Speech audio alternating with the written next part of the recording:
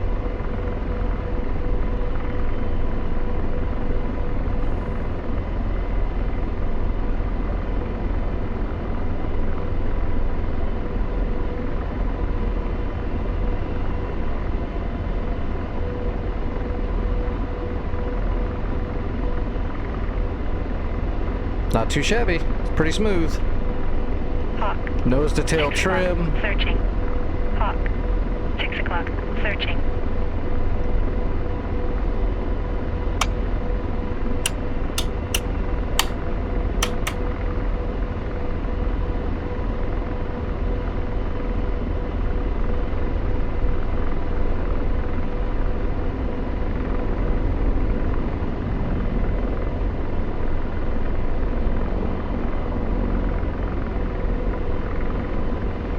Oh yeah, way better anti-torque control now. Just smooth and responsive.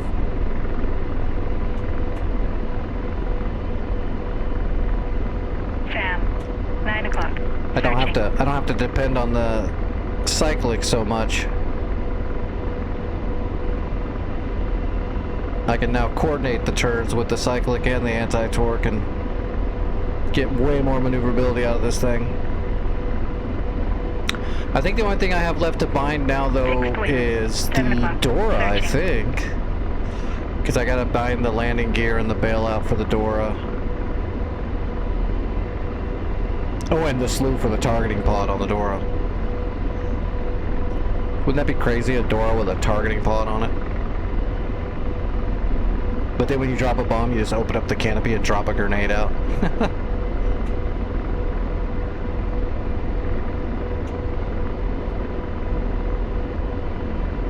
You know, I bet you because I have so much more nuance in the anti-torque, I can get a little bit more speed out of this DCS version of the Apache. SA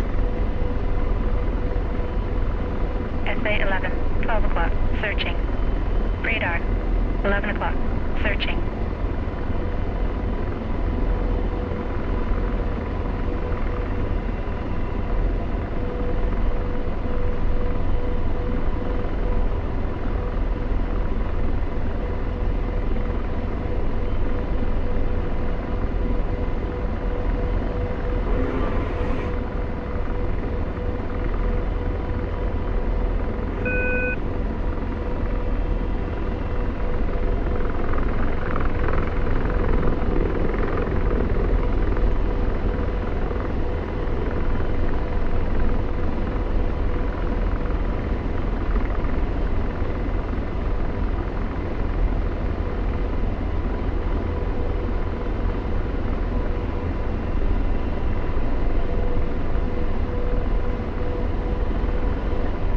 Precision flying now. I say all that, I'm gonna run into shit and everything's gonna blow me up.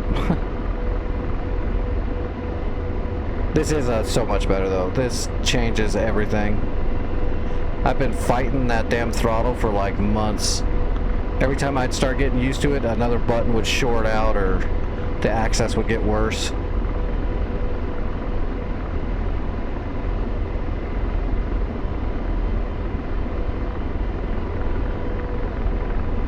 Fixed wing. 12 o'clock, searching.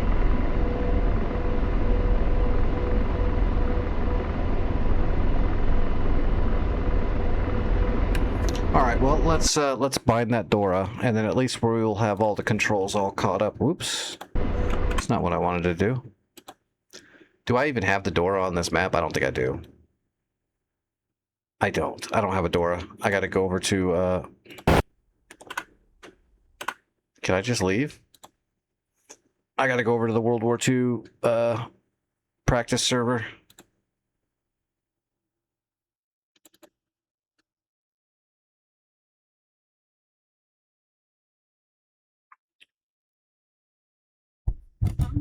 Yeah, that was the Apache.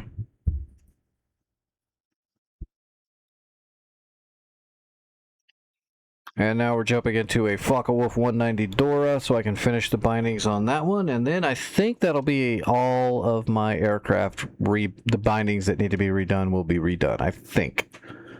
If there's another one I forgot, I'll pick it up when next time I fly it. I don't know, I got a lot of shit. But I think I got most of them. I got all the important ones. Alright, Dora, Dora, Dora. We'll just do the hot Dora.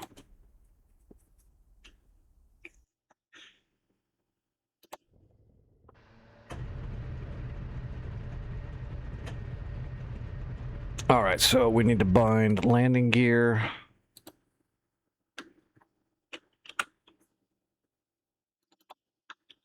And the bailout.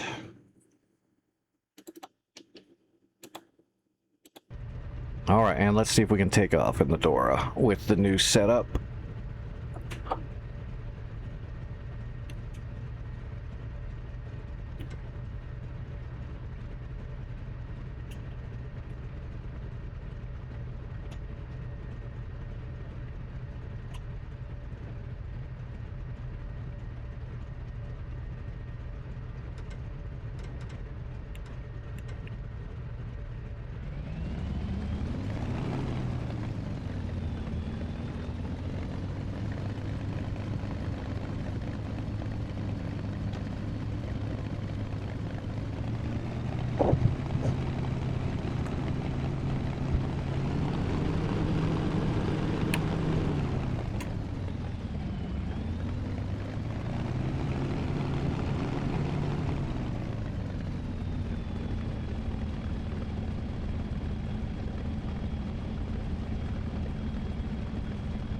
She's a tricky one to take off with, but hopefully I'll have a lot more nuance with the rudder with this too. It should, once I get used to it, it should help me take off way smoother, but it might not this time because I'm used to the loose, shitty pedals.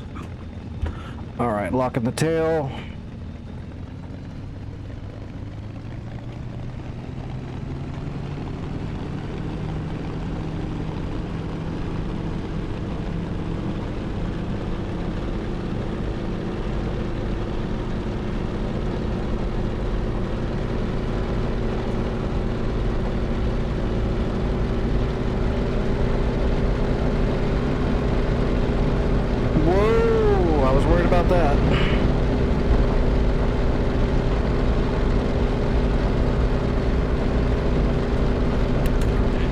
That's not gonna work that time.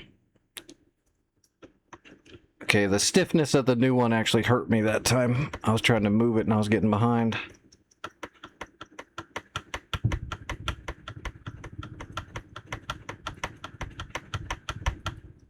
All right, let's try that again.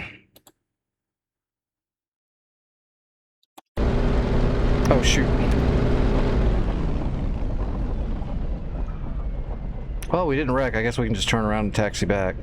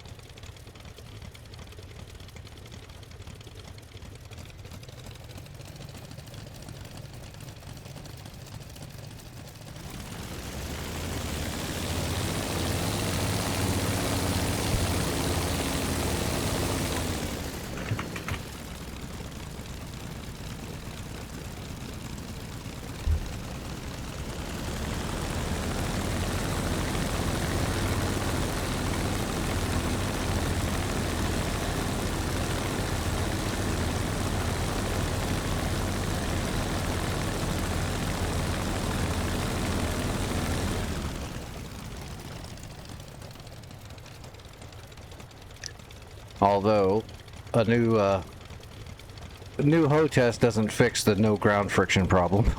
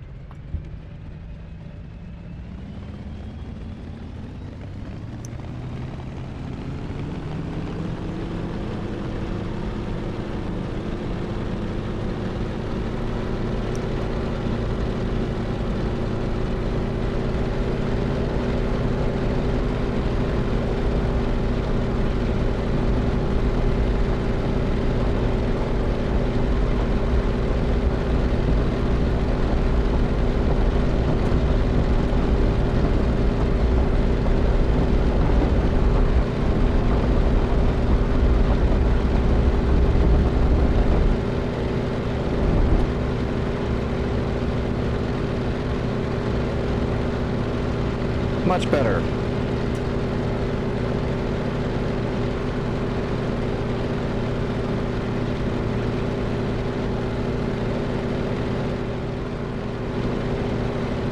I think I have some paint jobs that are mismatched. Yes, I know I've got some American paint jobs on some of the German stuff, and some of the Russian stuff mixed around too. I might have some German stuff on a Mustang, but I'd have to look.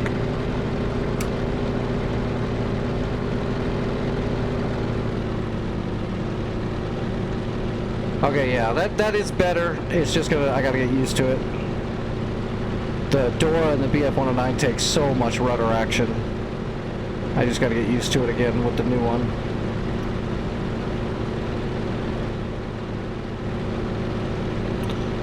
3 red, we're airborne.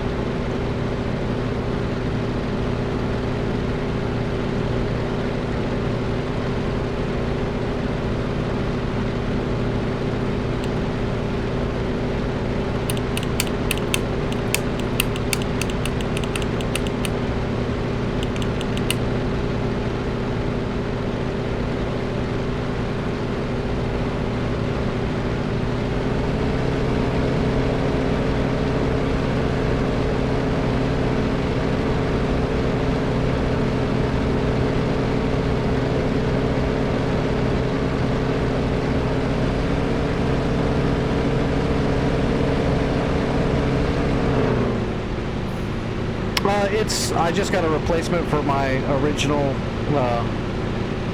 Thrustmaster Warthog throttle. I just got a brand new one with the new slew button and some other improvements to it.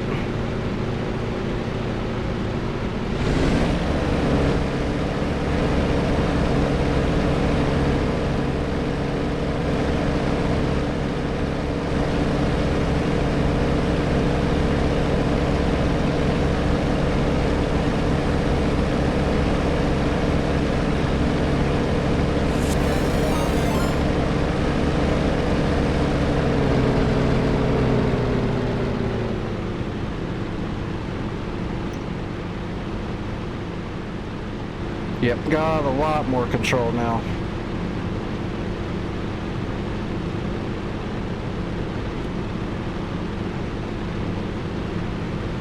Way more nuance in the rudder.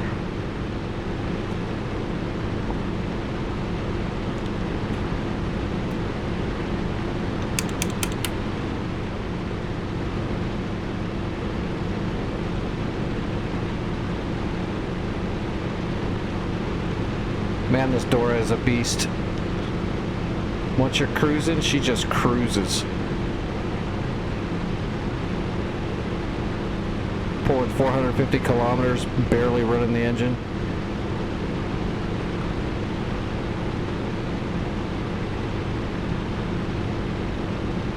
They really knew how to engineer that prop position with the governor.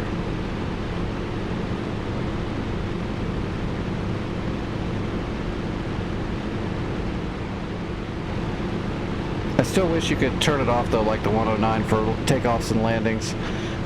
That prop bite has got me in trouble when I was learning how to land the Dora, because you can't control the prop position with the Dora, so you really need to maintain a good steady power setting all the way through, because if you have to adjust it, it throws you out because the prop is gonna gain or lose more bite than you expect. You can't just flatten it out.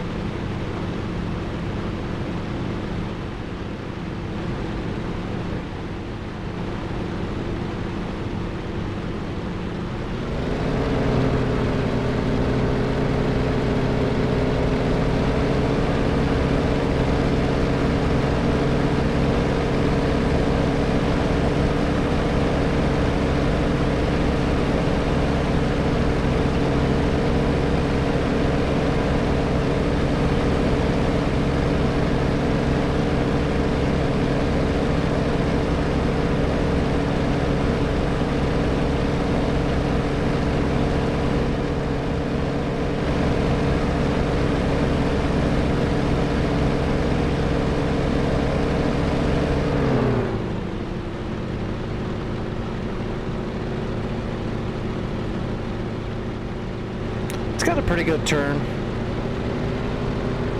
for what it is.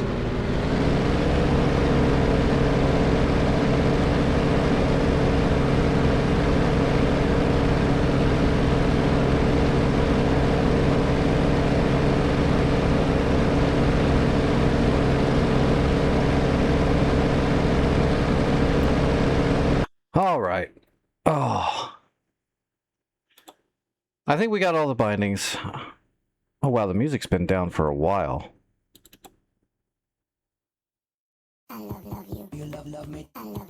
All right. I don't think we really have time to get deep into any of the wars. I don't know. What'd you want to do, Vic? Did you want to try the World War II server? That World War II server's a little broken right now. I'm going to warn you. If you want to do the North Pole World War II, it's a little rough.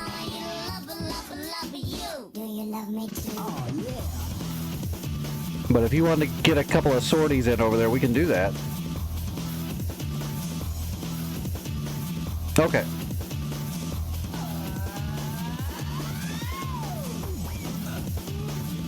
Oh, there's a bunch of people in there.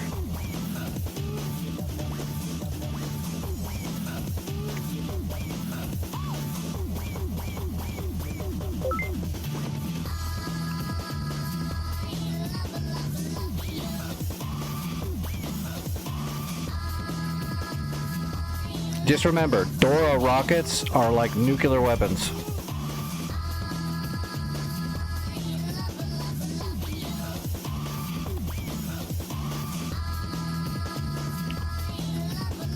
I assume everybody's going after Calais.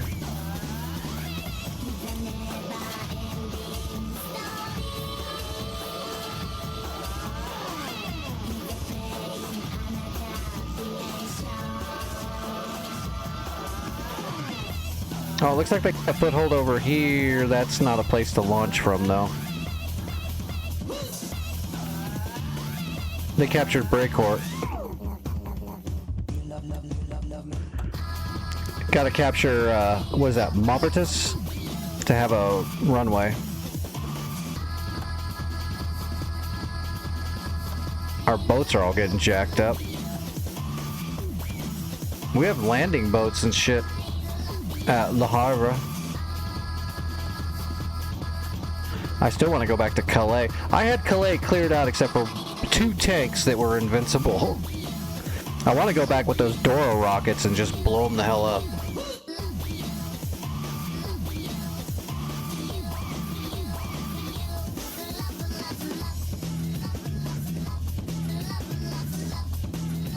Minston.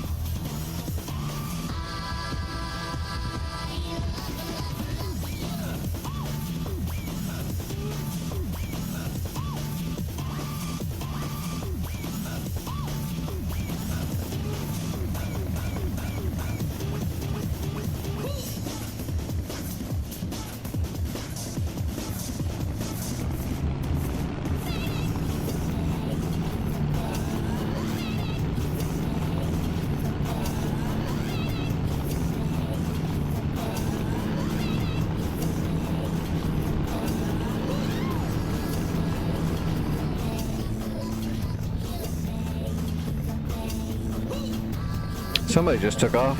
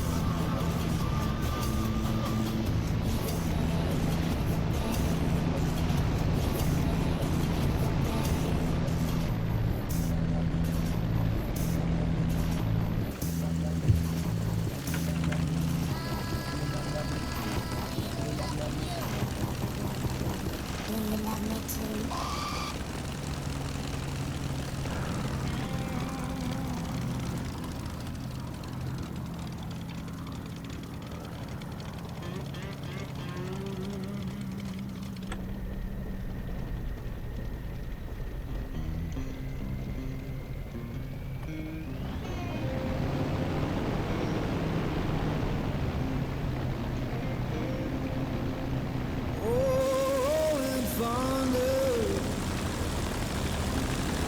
calling down my roof. Why don't you hear me want?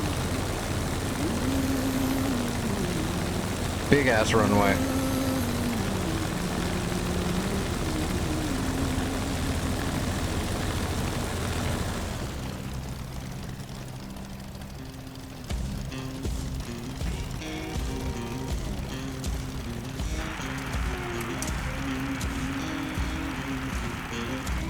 Oh, midnight highway, shining just like stone. Why don't you hear me want?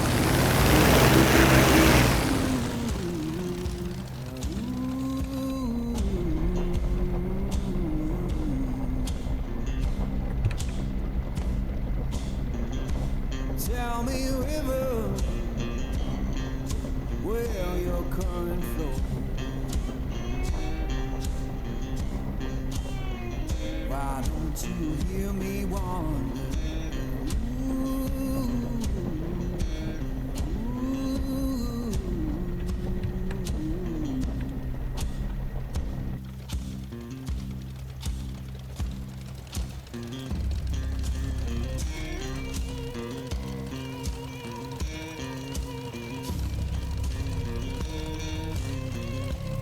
Oh, stop your freight train.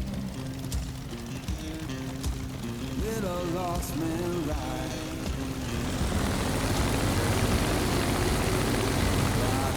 Okay, we're almost to the front of the friggin' runway.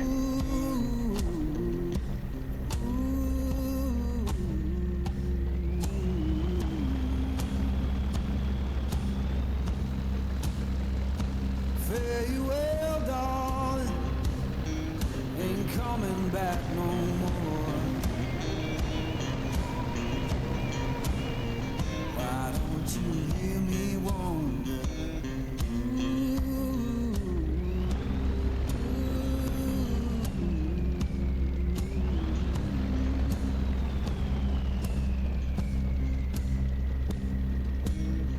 Who been whispering since I've been gone so long?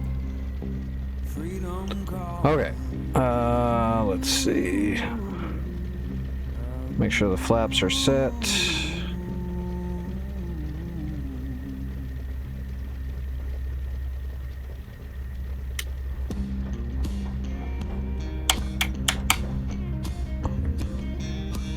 Alright, where was Vic going? Mobitus? Mobitus. I'm not familiar with Mobitus. Where is that? Oh, got it. There's also some stuff. There might be some stuff at Point de Grone, but it's probably flak and radars and comm towers. So yeah, capturing the runway is more important because then it's not a big deal to launch from Mobitus to hit the point after that. I'm gonna go check out Calais one time, and then I'll probably jump down there and help you. How far is that hop? where did you take off from? Ore Point? And it's 66 miles over the channel from there. That's a flight. All right. Locking the tail wheel. Let's see if I can take off and not blow up.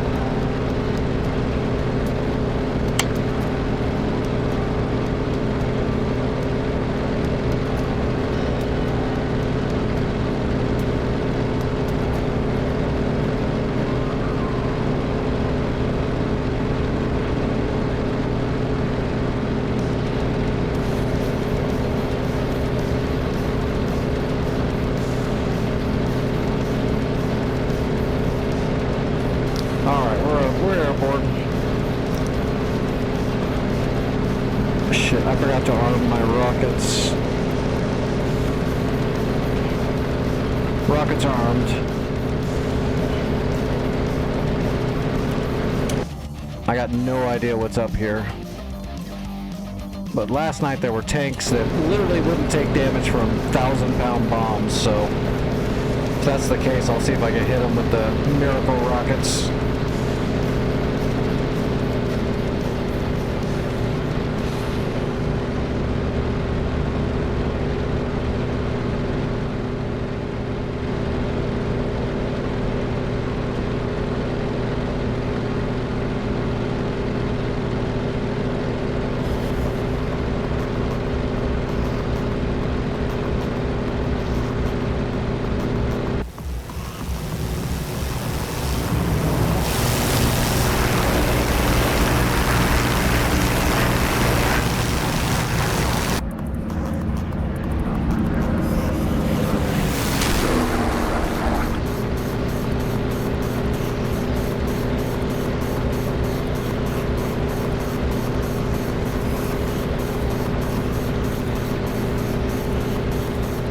Plus we can strafe a lot better with the door because we've got the 20 mil wing cannons.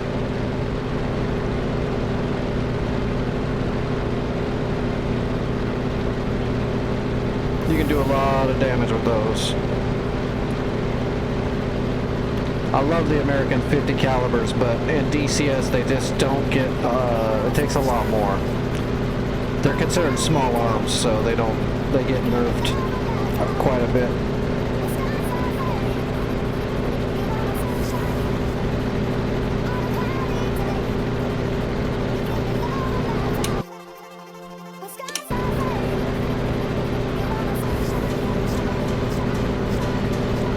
Good climb.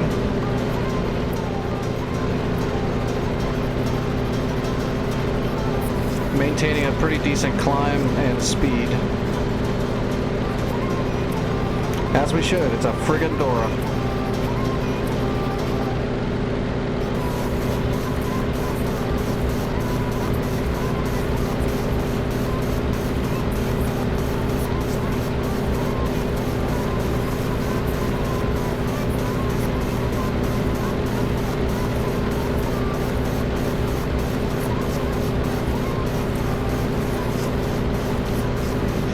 We'll just cruise for a bit. Oh, there's an enemy bomber back there, but I'm sure someone... Oh, looks like Santa's going after that bomber. Easy pickings.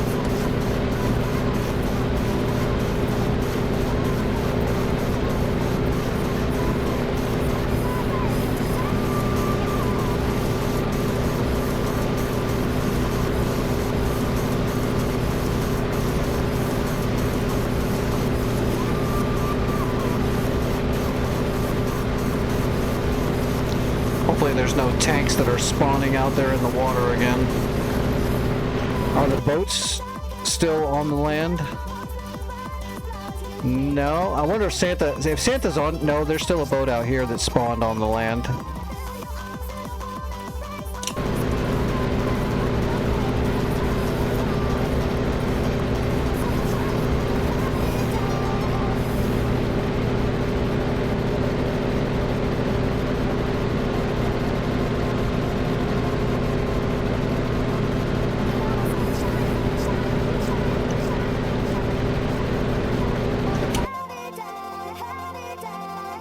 Yeah, Santa's on that bomber.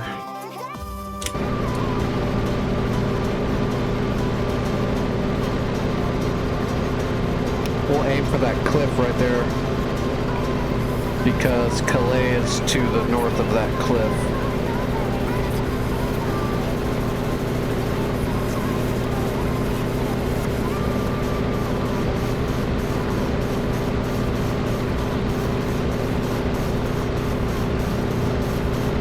No enemies around me except for that Junkers. Way back there.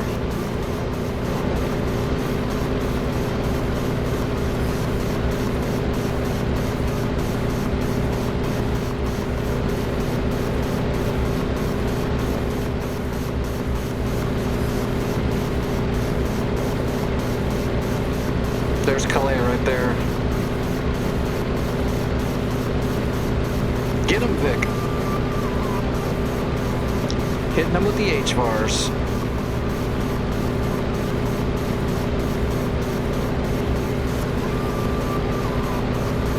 Deadly bottle rockets.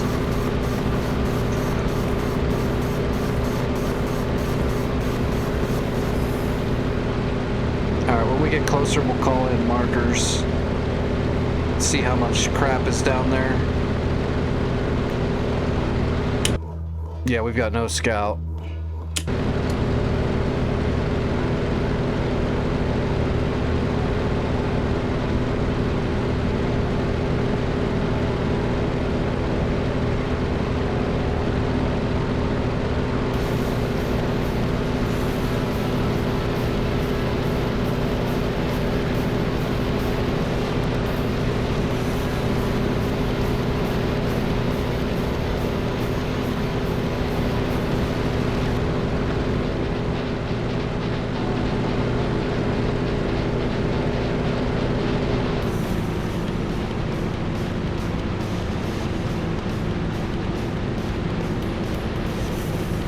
Let's call it in.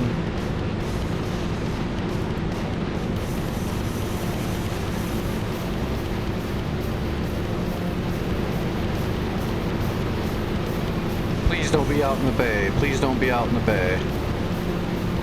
Actually, I don't see anything yet. Oh, here we go. I got two. Not sure what they are. I got one position down there. I'm not sure what all's down there. Nope, I got two positions down there. Oh, I can see those a little bit. That looks like trucks or armor, one of the two. I can't tell. I'm gonna have to, when I dive down to strafe them, I'll see what they are. That's flak guns. Okay, there's the flak guns. That means this is armor. Yeah, that's gonna be armor. We'll have to strafe the flak guns. Just maintain good speed. I'll see if I can put the crazy rockets on the tanks first. Jeez. And I forgot, the flak doesn't miss. I got hit by the first shot. Jesus Christ.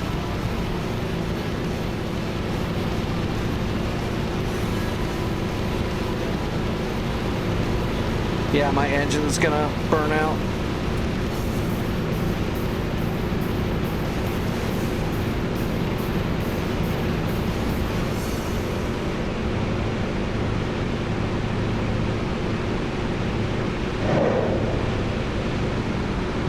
Tigers and Panthers, and a Tiger 2, the typical every heavy tank the Germans have all right there. Let's see if we can strafe. I got good damage on the tanks though with those rockets. I didn't blow any of them up, I don't think, but I hit a bunch of them pretty hard. Oh, I got one of the Panthers. I did get a kill on a heavy tank. I'm gonna see if I can strafe those flak guns real quick. The sniper flak guns.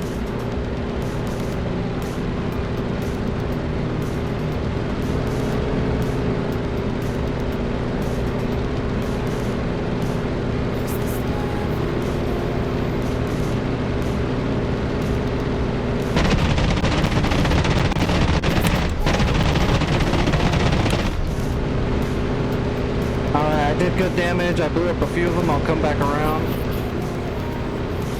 Oh yeah, we're getting secondaries.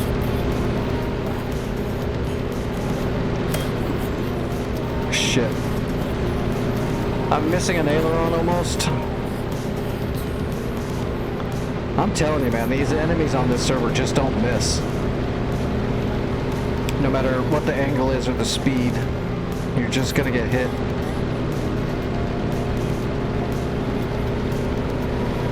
Engine's getting ready to tank. I'll see if I can get one more strafe on those guns.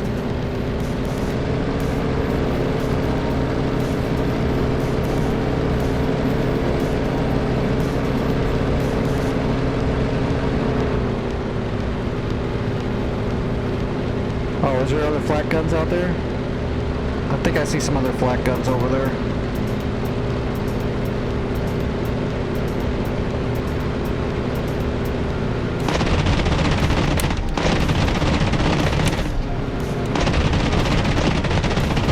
Jesus.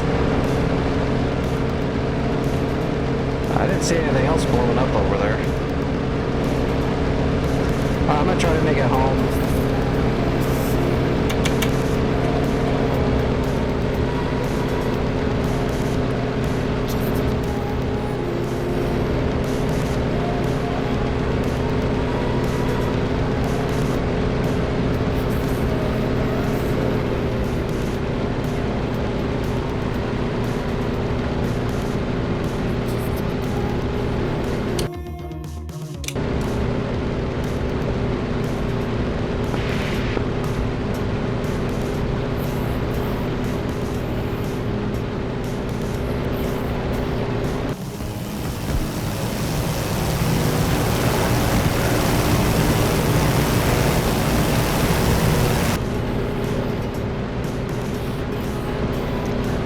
Well, at least the flak is missing when I'm 8 miles out.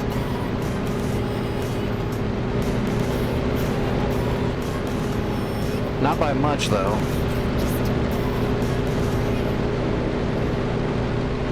Yeah, Renat, this is a Focke-Wulf 190 Dora. D9. Well, it's what's left of a Dora.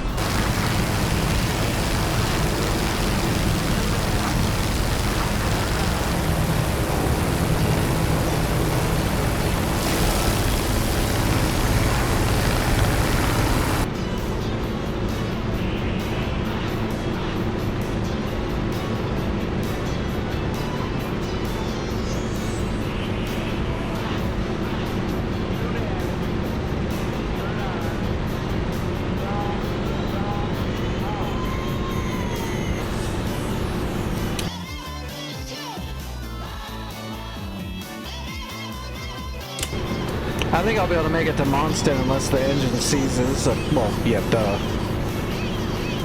Which it might.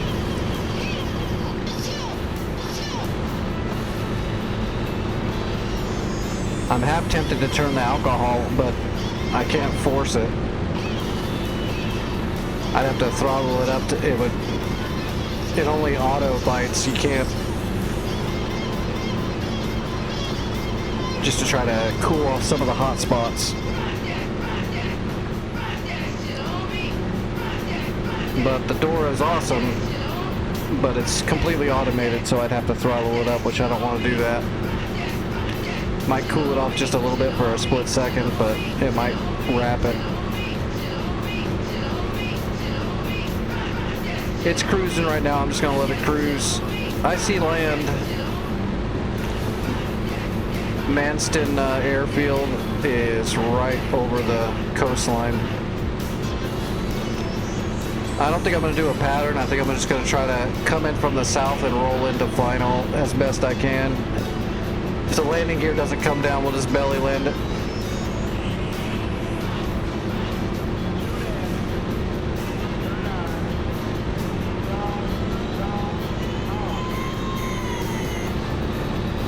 As long as I can maintain power.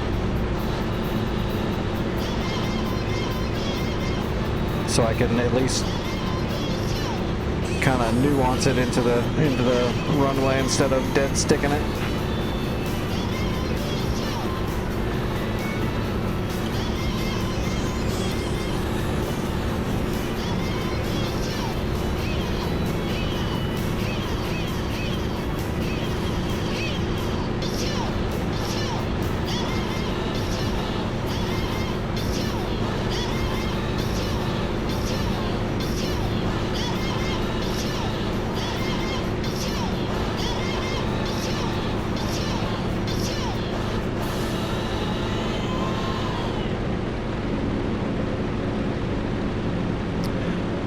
Besides getting hit by the very first flak shot, at least we killed the Panther, we damaged the Tigers, and we took out a decent amount of the flak guns that were there. I think there was another spot of flak guns over there to the north, though, or the east.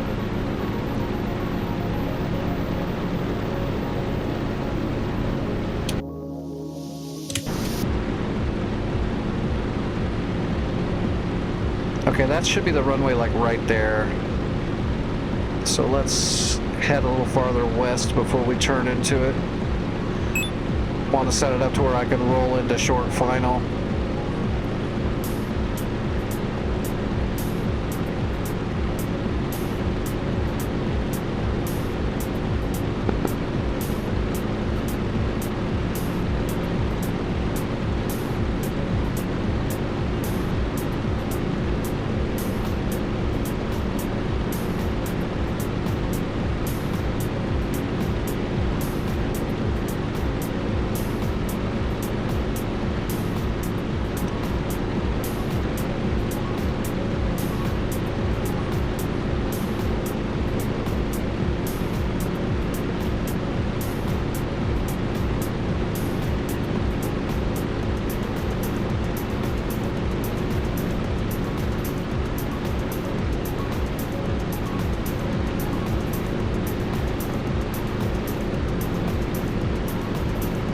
Manston traffic, Fubar 11 coming in for an emergency wrecked landing. We'll be on runway east to west.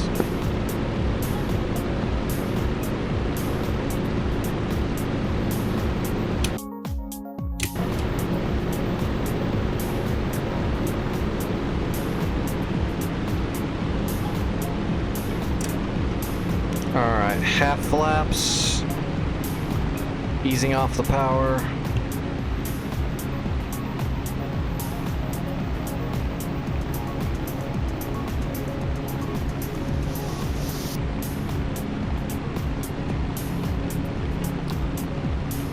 See if the landing gear is going to come down. Okay, we got gear. Full flaps.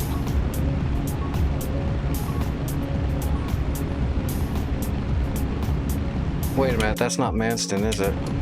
Yeah, it is. It's got to be. Oh shit, I'm overshooting.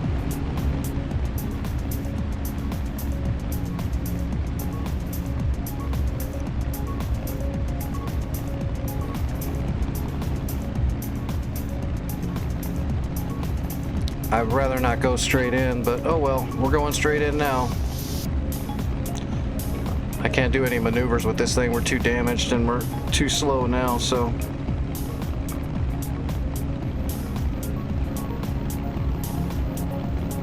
See if we can just set it down nice and light. I'll just see if I can coax a 3-point. I don't think I'm going to be able to stick it, but if we can just get a 3-point roll on, as damaged as we are, without having to use too much rudder.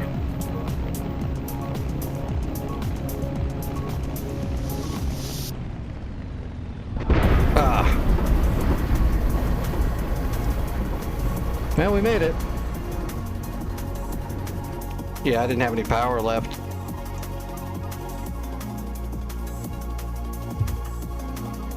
At least the engine made it all the way to the end.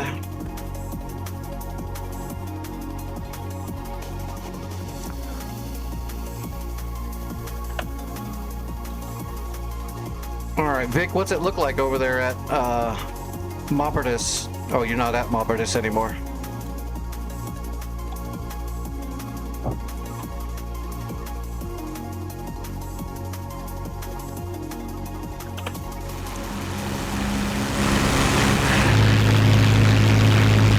Damn, he's way up here.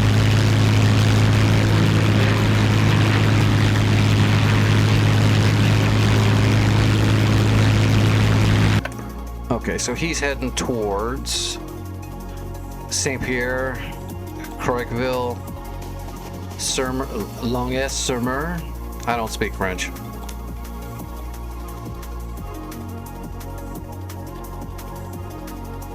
We'll call this Crikey, Pierre,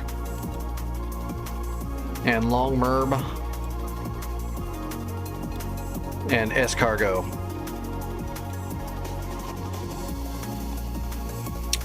Okay, give me a second. I'll take off from Ore Point, looks like, and I'll head down there and start hitting Maupertus with you. What do we want to take, though? I guess you said they need bombs there? I can bring a jug. Oh, you'll come to Calais? Okay. Well, then I'll stay up there at Manston. Yeah, it's like 22 miles across the channel there, I think, roughly.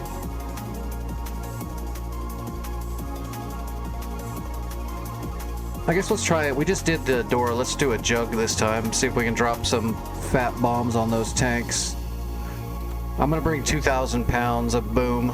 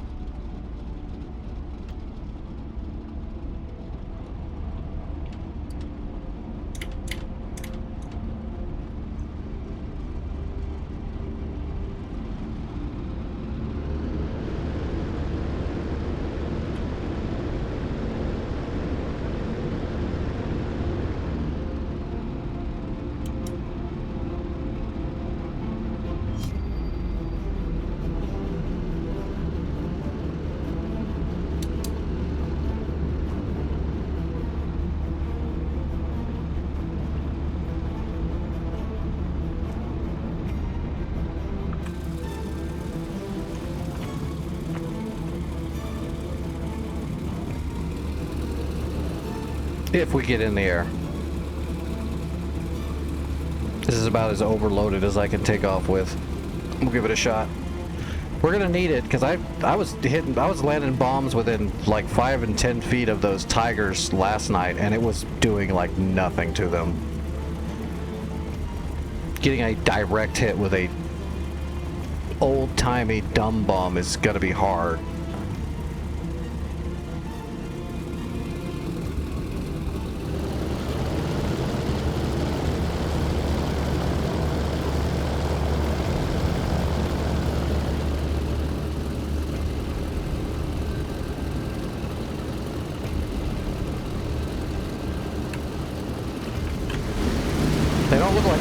pounders, but those babies are 1,000 pounders. They're thick.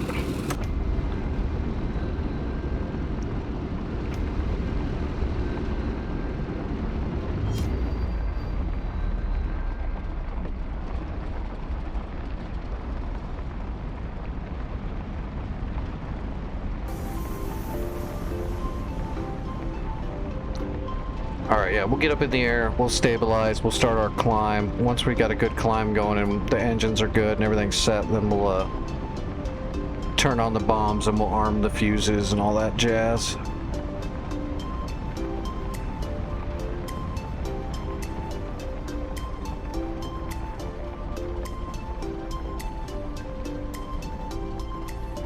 We're almost near the end.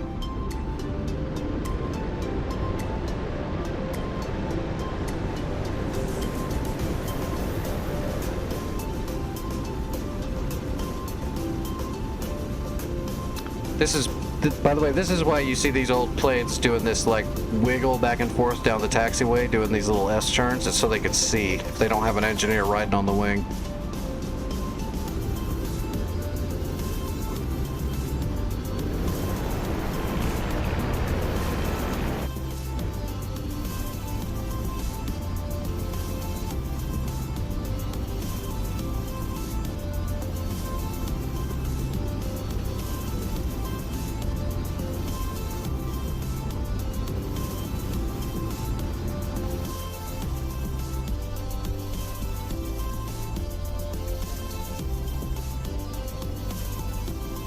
Is there someone? No.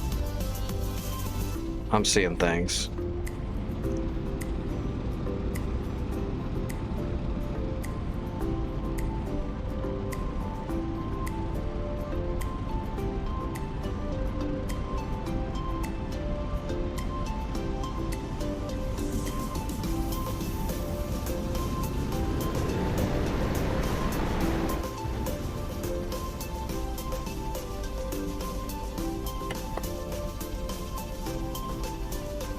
Alright, we're gonna need some flaps.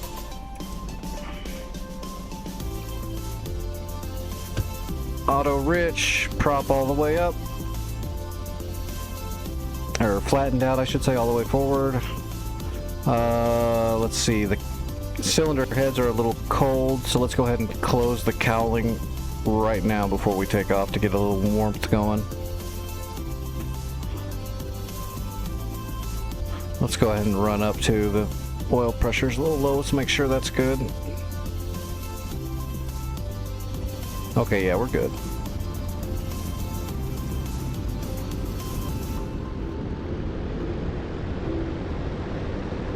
All right, do we have the boost latched? Yep, boost is latched. All right, here we go.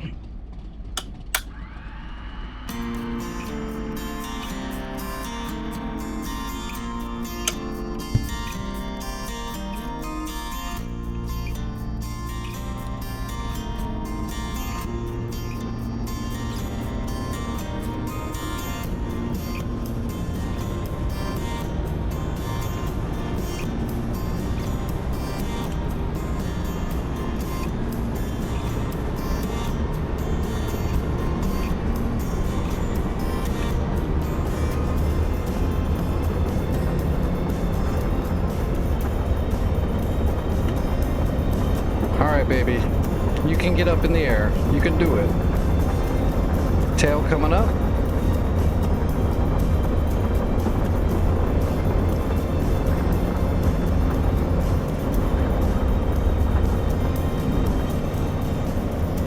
All right, nice and smooth.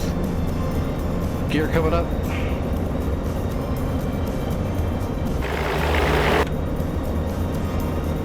That's pretty smooth. All right, let's adjust the throttle, adjust the prop. Good so far. Step on the ball. Flaps coming up.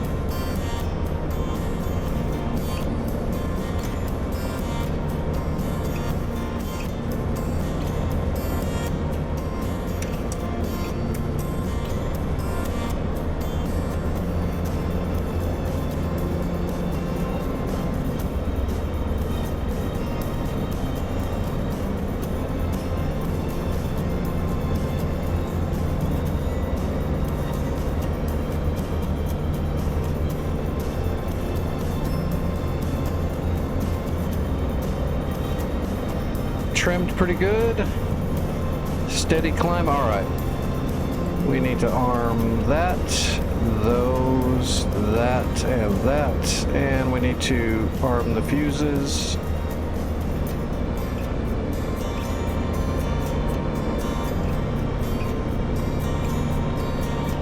All right, boost engaged. Let's keep it below 55 manifold pressure though. Should be able to climb like this all day.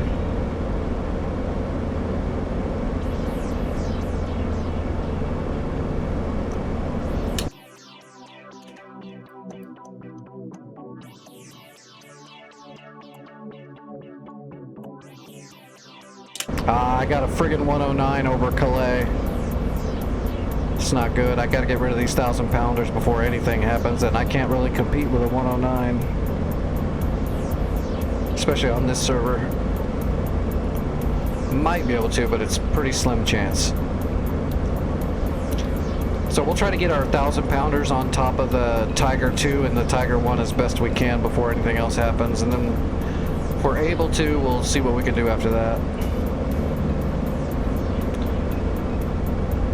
There's some more flak guns out there somewhere, because I took out most of the flak guns that were marked, but I was still getting flaked pretty hard.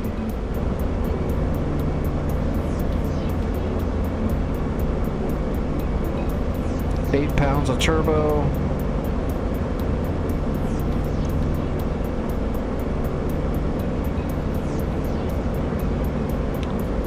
How are we on temps? Temperatures are all perfect. Love it.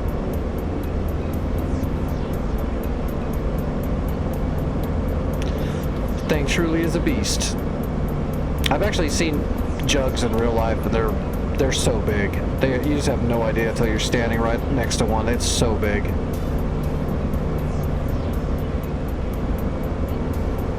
The fuselage of this thing is ginormous.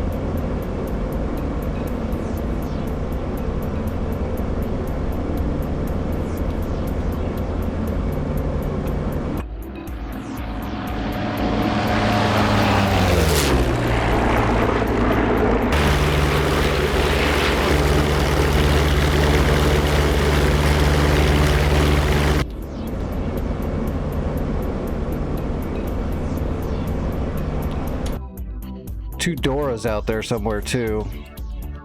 Okay, they're engaged already.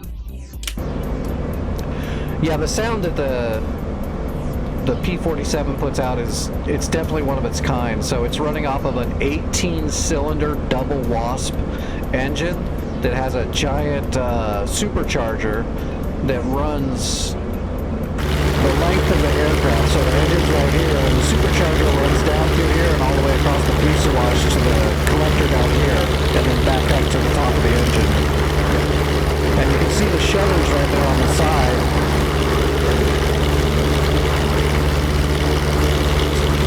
So you see that shutter right there? That's actually the shutter for the cooling of the intercooler. So we control that shutter right here to keep the intercooler on the supercharger cooled.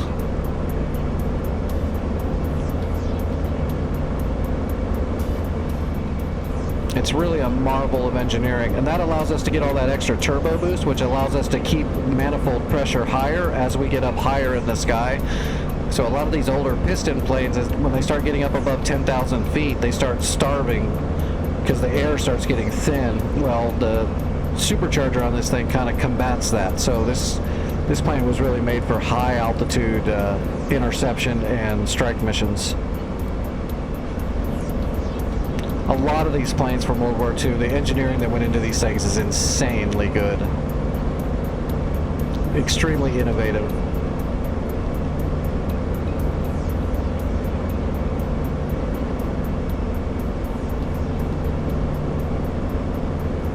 And so you can see, like right now we're running 56 inches of manifold pressure, which is a ton, especially for as high altitude as we already are, and we're running 10 boost. So if I lower the throttle enough to disengage the boost some, so now you can see the manifold pressure is just dropping out because we're not pushing the boost anymore, and we'll start losing all of our airspeed. As soon as the boost goes back up, the manifold pressure jumps right back up to 55 inches. It's pretty amazing. And sustainable as long as you watch your temperatures.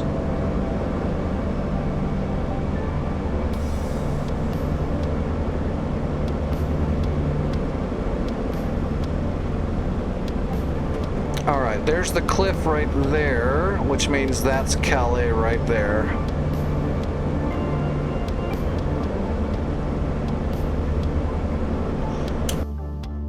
Oh no, I'm getting jumped by Doras. Yeah, I gotta turn around.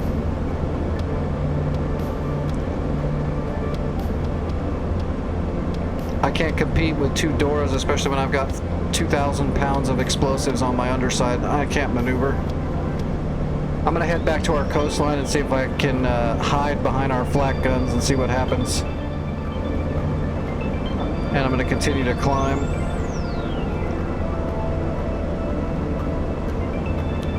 We're gonna increase our boost a little bit.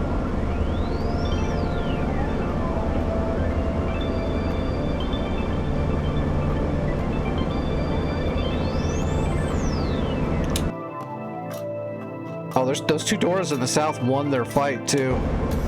That's too bad.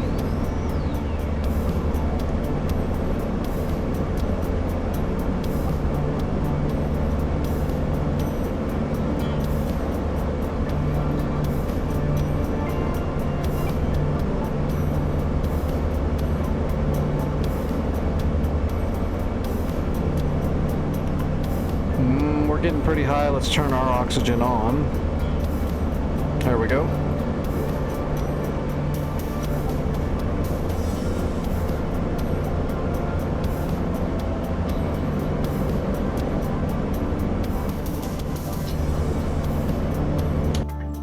Oh yeah, they're definitely coming for me. Do we have flak guns? I'm assuming at Dover we've got defenses. We should. I'm gonna fly over the top of Dover and then head south over Hawking and just see if those Doras follow me and if they get shot at.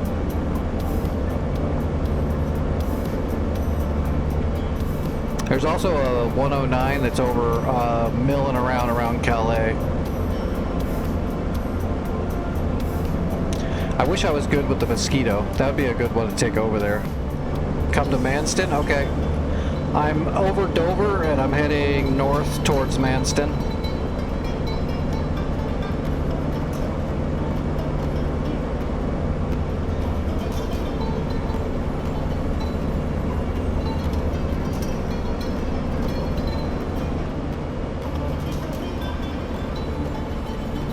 I don't have a visual on those Doras yet, but they're still, yeah, they're 9 and 12 miles out. I'm not going to be able to see them.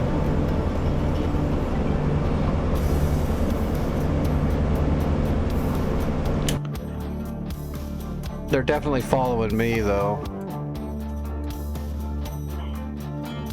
They're so high.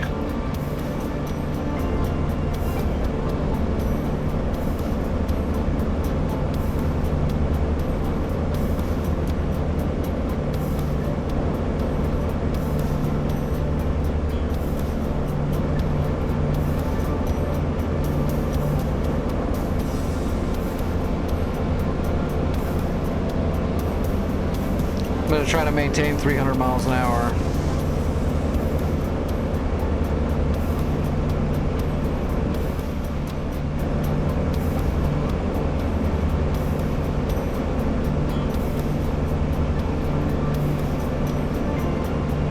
Looks like I'm out running. Oh, they turned back around. They turned back around.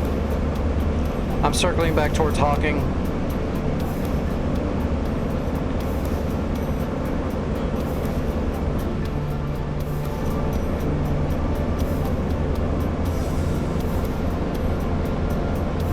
We've got a bunch of Mosquitoes coming up that just took off.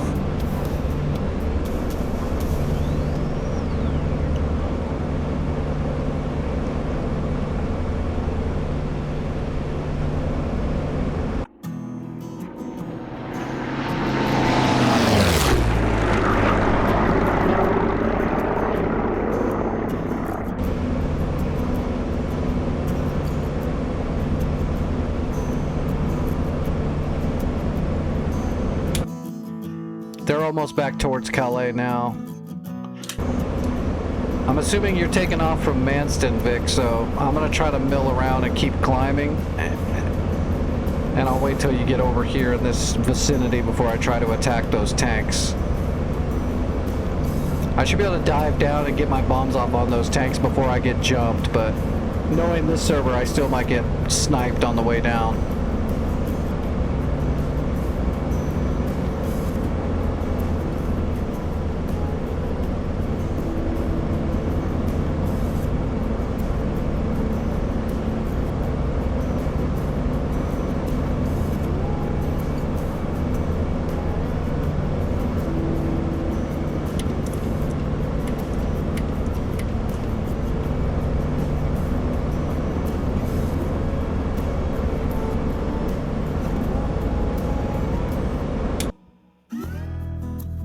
Actually, Vic, I see you're with all those mosquitoes, and those Doras are looking like they're pursuing those mosquitoes. So you might be able to get those Doras if you stick with those mosquitoes and sneak your way over there. I'm gonna head towards Calais from the south.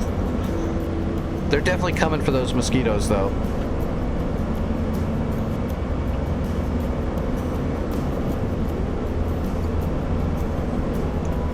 Double check. Bomb fuses are armed. Weapon systems are armed. Yep, we're good to go.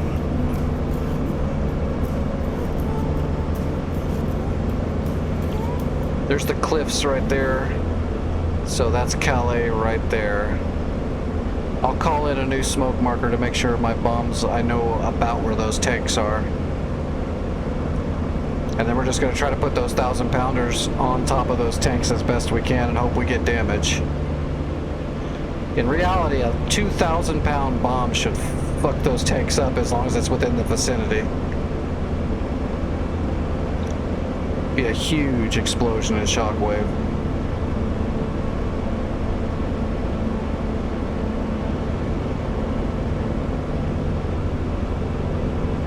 Where's that 109?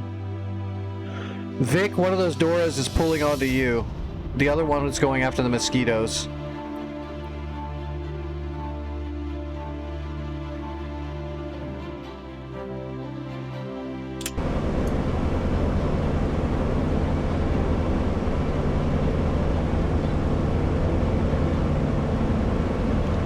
Calais.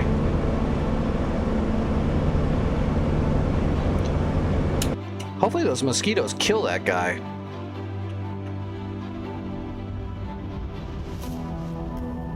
They're not even helping him, really. They should. They should swarm him when he gets behind their buddy. Hopefully it plays out that way. I gotta pay attention to my flying.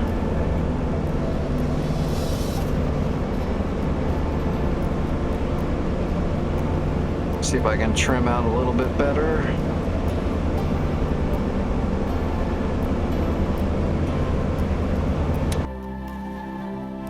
Get them, boys, get them.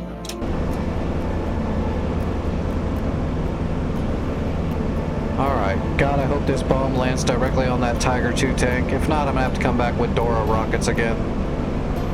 Consistently get better tank kills with the Miracle rockets.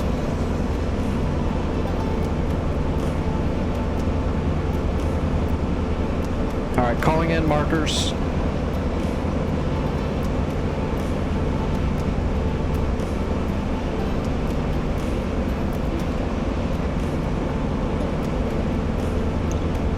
Might be able to figure out where that other set of flak guns are too. Okay, I see them. Yeah, I think this is where the flak guns are over here, right here. That must be the tank. The two Tigers that got left behind right there. So let's drop our bombs on the Tigers. I wonder if it'd be smarter to drop my 1,000-pounders on top of those flak guns and kill them all with one drop. And then come back with rockets for the tanks. I think that's smarter. Those flak guns are dangerous as shit. So let's put the big bombs on the flak guns. They're unarmored. 2,000 pounds in the middle of them will pretty much kill them all.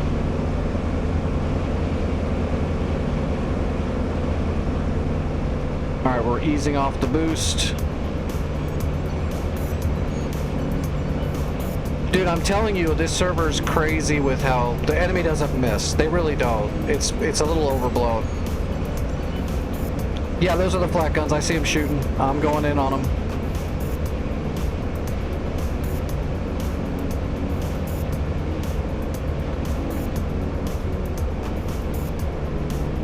Yeah, this is not a good server for like dogfighting at all because the enemy's just too perfect. It's not really good for ground fighting either because their ground units are too perfect when it comes to hitting stuff.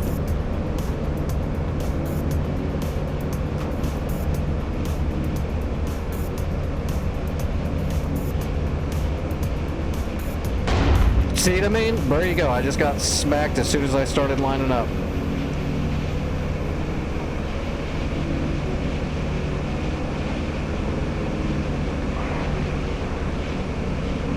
I got a hit on the flat guns, but my plane is toast. Yeah, I put the bombs on the flat guns and did good, but my plane's toast.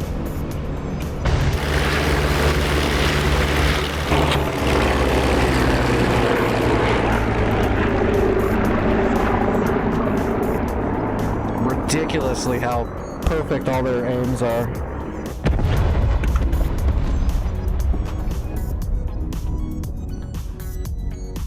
Surprised I even got the bombs off with no control of my plane anymore. Yeah, flat guns are done. I got them all. They're all toast. They're all dead. The tanks are 2 Tiger 2s, 2 King Tigers, 1 Tiger 1 H1, and a Panzer. I don't think they realize how much big tank that is. 2 Tiger 2s and a Tiger 1. That's crazy.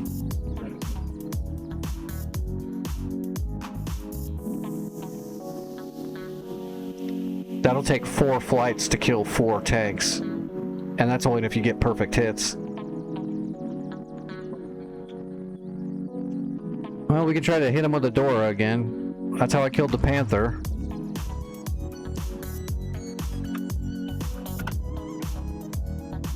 If we can get over the channel.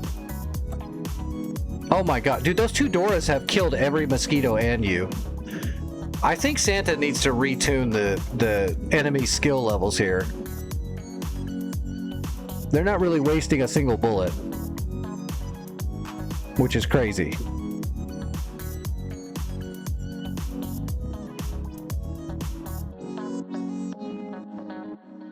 I wonder if he noticed that. He was playing on here earlier. Did he just get flat out sniped every time he took off?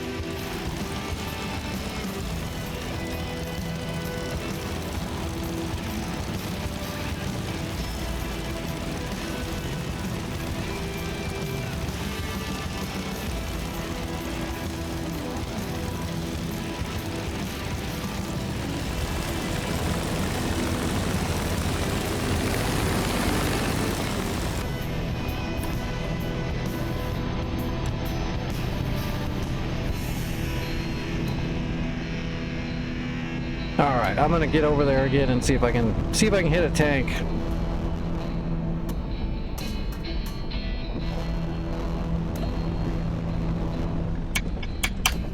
We'll give it a go.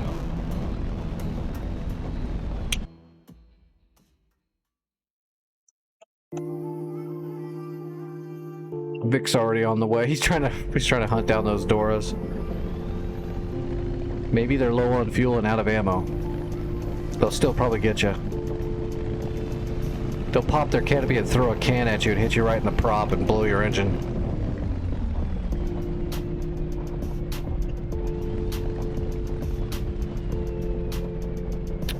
What was left there is just 4 tanks, but they're all heavy tanks. You know, they're all going to require direct hits with high explosives. For some reason, the bombs have been nerfed to the point where if you land a 1,000-pounder right next to a tank, it does no damage, really. It's got to be direct hits.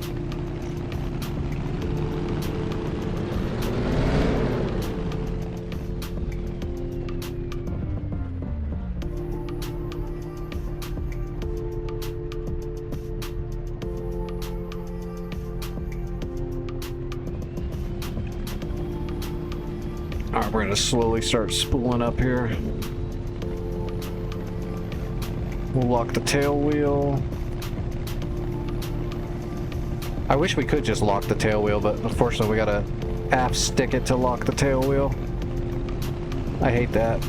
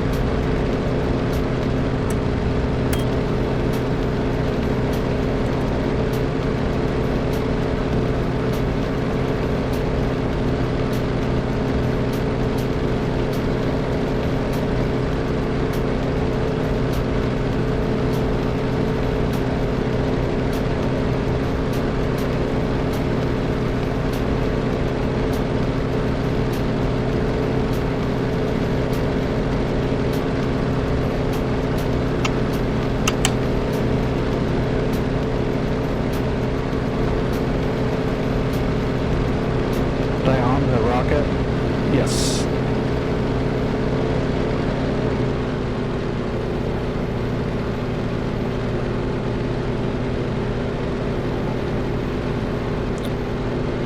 All right, I'm on the way.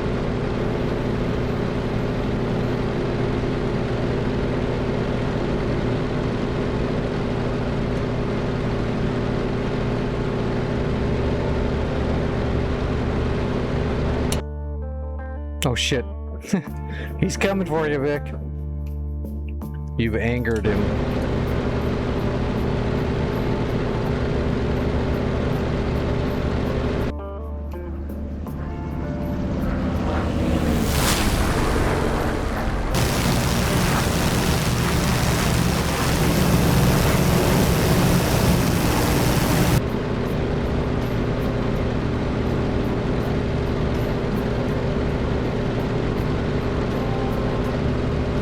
Oh damn, I need to take my medicine. I've been too excited about the new equipment. I haven't taken any of my stuff like I'm supposed to. Oops. Let me see if I can do this. I don't know if I can. I'm trying to reach over and get the hold of the stick with my left hand.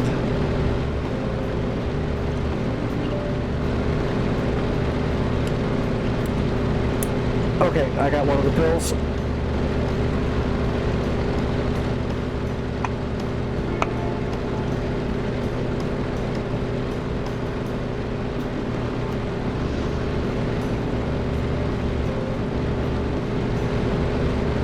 Oh boy. We were just testing the wings.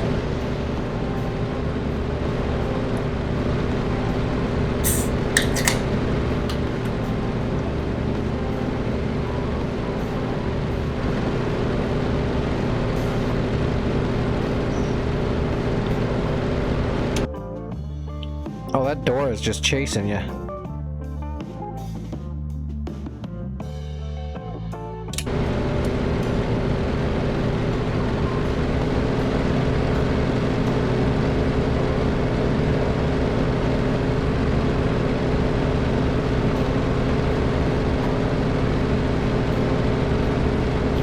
We got 2 B-17s and 2 Spitfires in the air, but they're nowhere near us.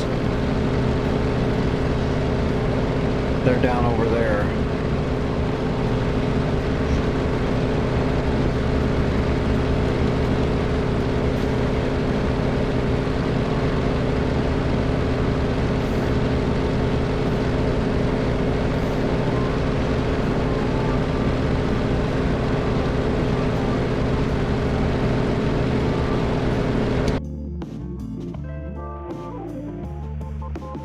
Yeah, that's probably not good.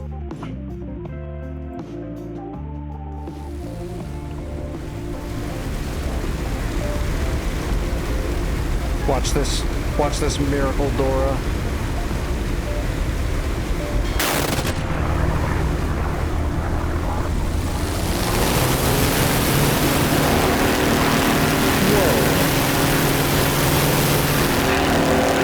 That was a crazy turn.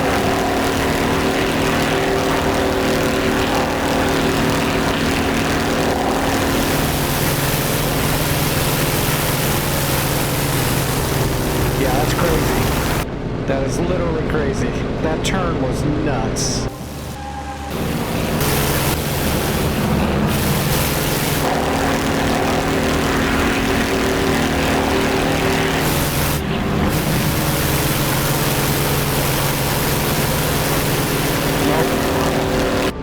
Vic bought the ground. Dude, Vic, that one turn that Dora did was not really possible. That was not a turn a Dora could pull off like that. That was crazy. It didn't even buff it. It just went full throttle and whipped its tail around like it was doing friggin' drifting.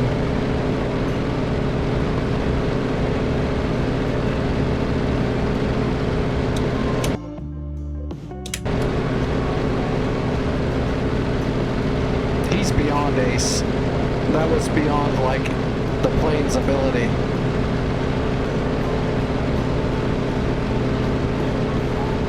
If it would have pulled that hard like that on that snap, sharp of a snap, it would have departed flight immediately. Now he's going to come after me, and I'm too heavy. He can't climb up to where I am though this fast, so we're going to see if we can use our altitude.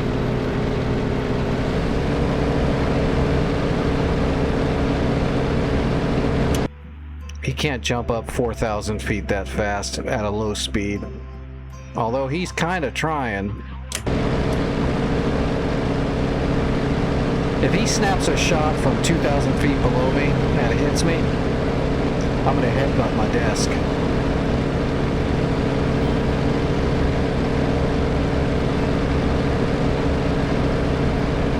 I need to get my rockets off.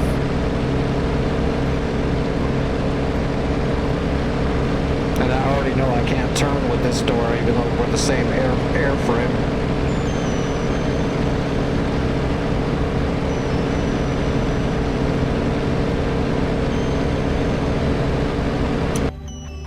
Oh wow, he's getting up here with me. I wish I could climb that fast too. There he is. Look at that little bastard.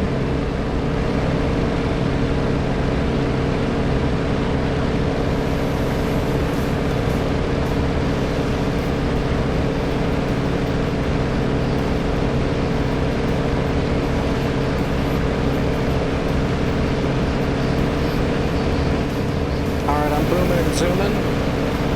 650 kilometers an hour.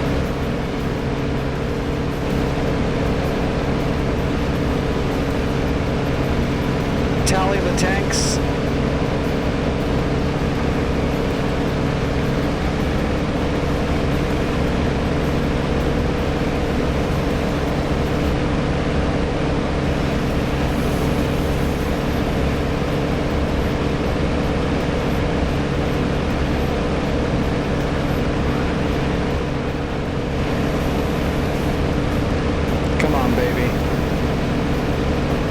these tigers.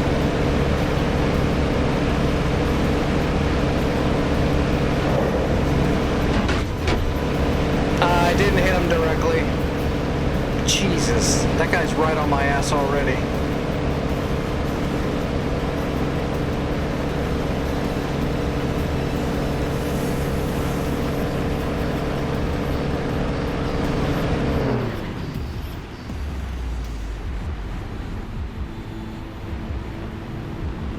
Trying to force an overshoot. I think I got him on an overshoot.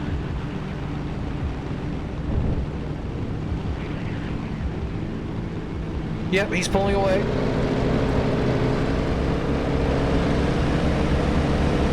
Well, I outsmarted him, at least for a second, but he can outperform me pretty easily, it looks like.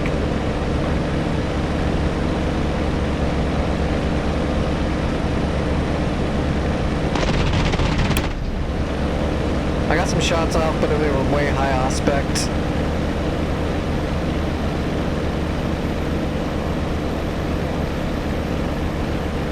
Oh god, yeah, I'm departing and he's pulling harder.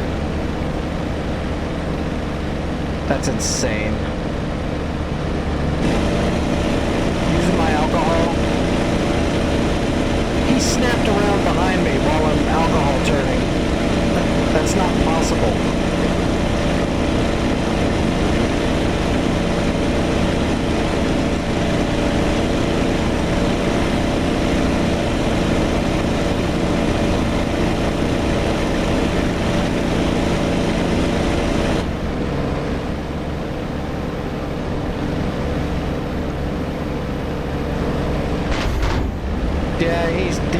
Yeah, yeah, Jesus, he's not gonna miss.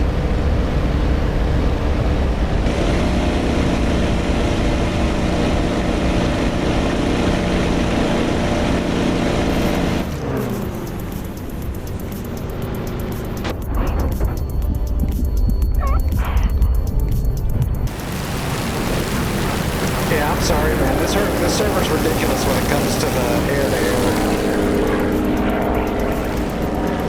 He snapped around that circle faster than a Spitfire could even think of, and he's in a Dora. It's not even possible. They're flying outside of the bounds of engineering completely. I even fooled him into an overshoot and then couldn't even get back around behind him when I had his 6.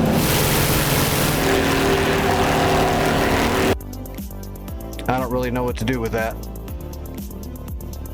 Which sucks, because I love this server, but man, dude, if every enemy is like that, I don't know what to do. They're perfect. They're beyond perfect. It's not like they're good. They're like deities.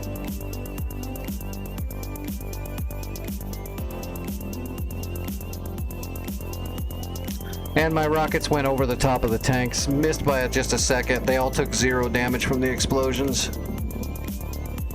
You got to get direct hits.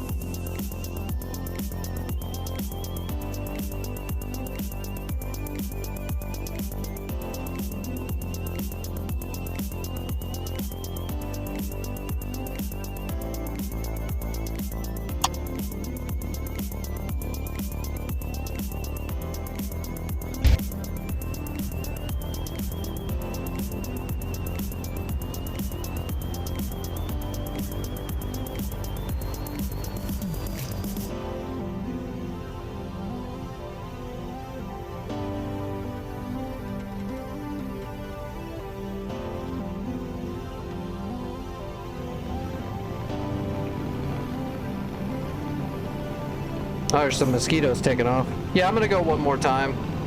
But then I gotta get off here so I can eat some food and take all my pills that I keep forgetting.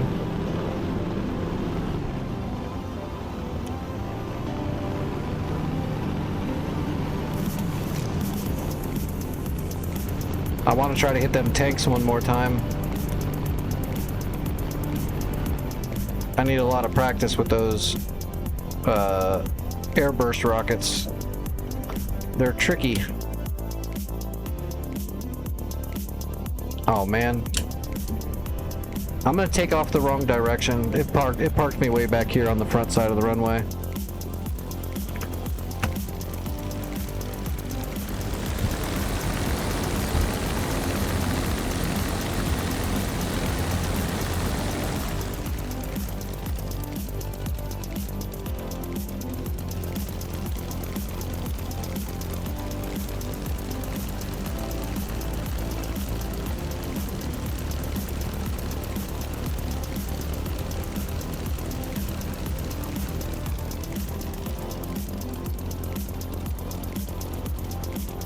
I'm going to be taxiing down the left side of the runway.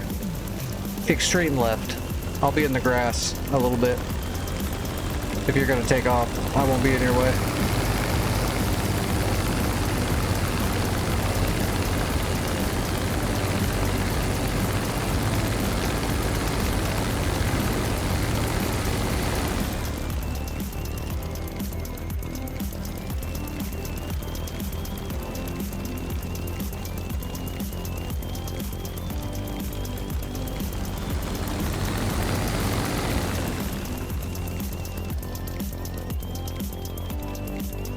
Need to get a little bit more experience, and then maybe I can help out by calling in air support when we're going to do a mission, so at least that we don't get jumped by the crazy godlike snipers, and we might get a little bit more done.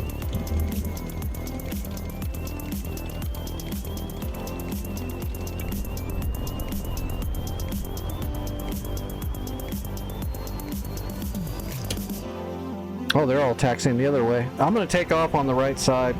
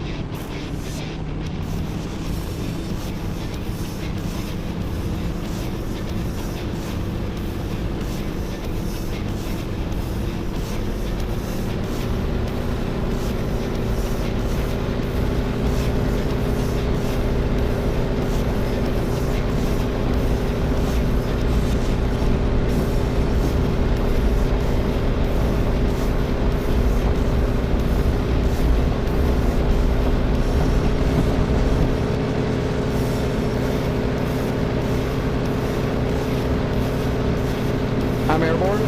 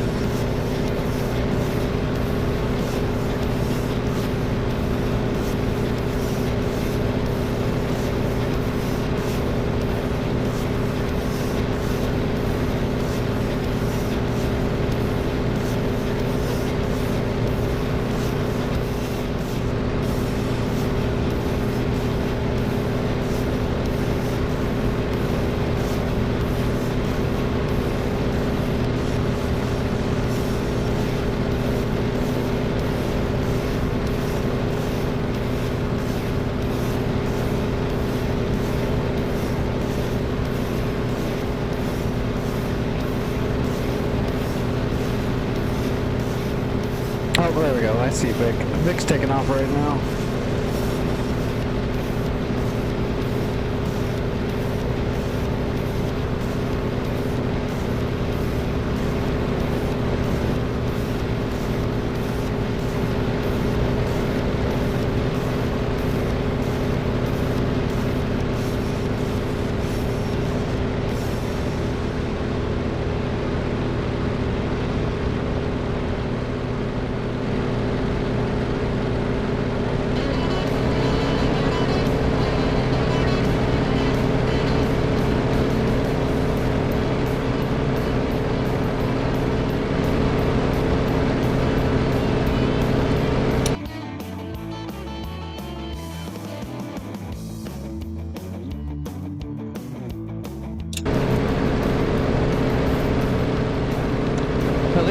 have a bunch of enemy ships on Dover.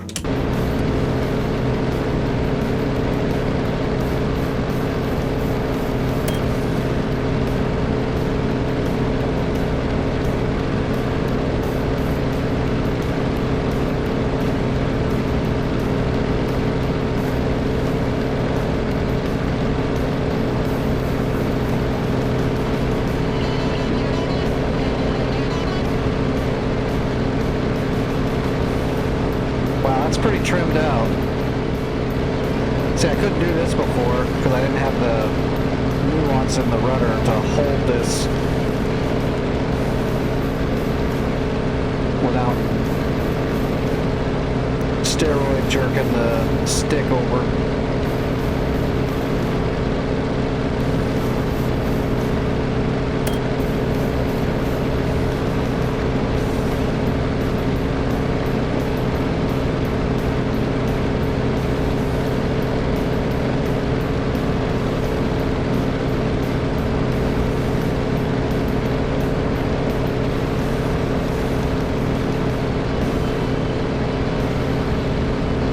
Neutralize the torque with the rudder, then if you're in good coordination with your flight, then you're not holding the stick so much.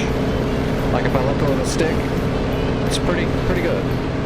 It's gonna roll a little bit because we can't trim the ailerons, but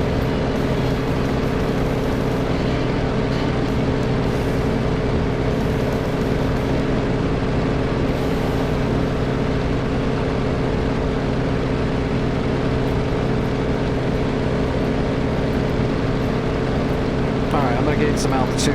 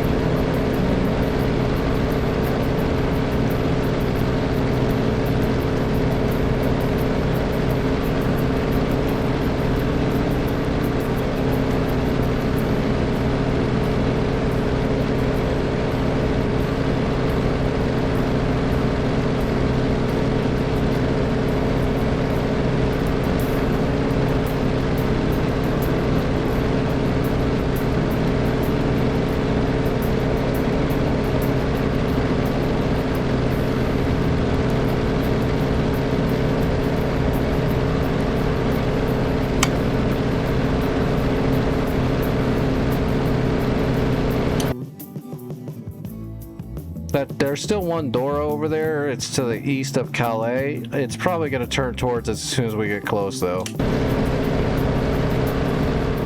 Hopefully I have enough altitude to dive away from them, at least for a little bit. But when I did that last dive, I was almost got up to like 650, 700 kilometers an hour.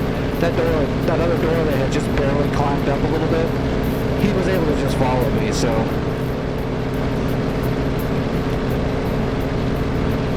I can't believe he climbed up that fast and didn't lose all of his airspeed.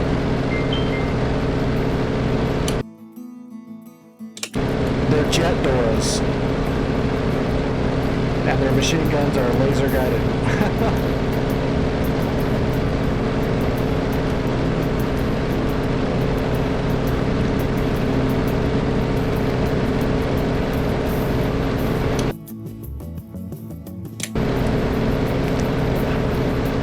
I know right about where those tanks probably are, but I'm going to call in the smoke anyway just to make sure. I don't want to waste the trip.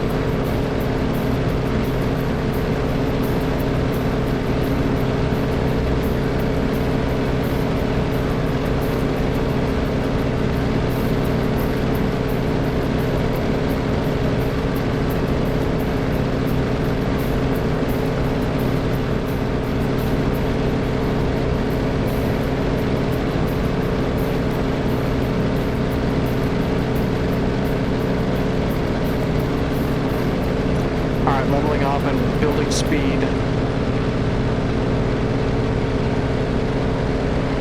Let's go ahead and get a bigger bite of air now.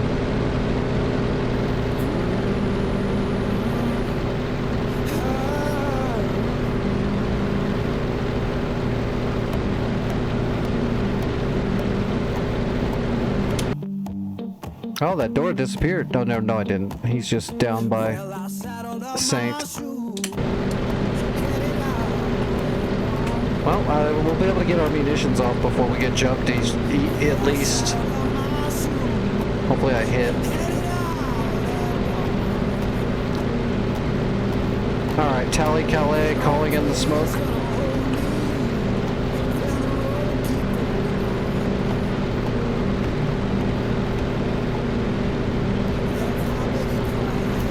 Should just be 3 tanks or 4 tanks. Yep, Tally. Still near the pond. Coming in.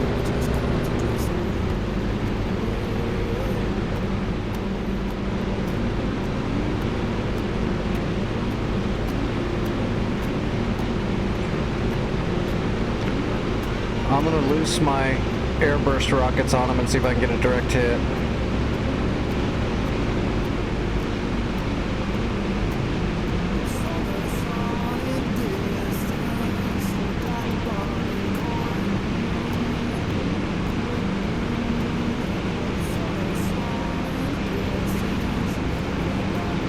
.600 kilometers an hour. We're on the ball. Lining up to the left.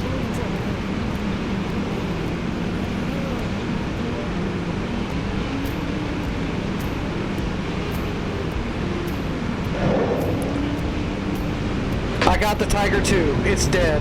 Direct hit on the Tiger 2.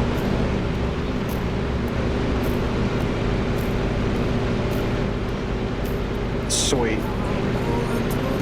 So there's just a Tiger 1, or there's another Tiger 2 and a Tiger 1 still there, and a Panzer.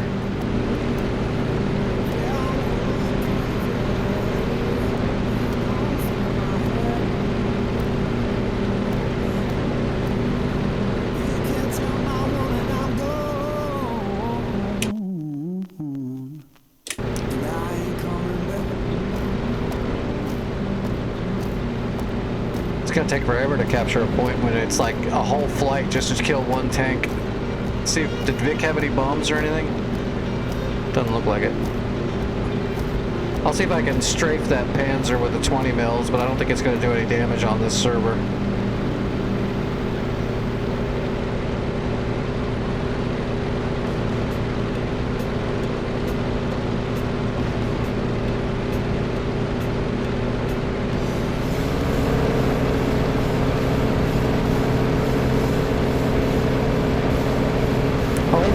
Oh, Jesus.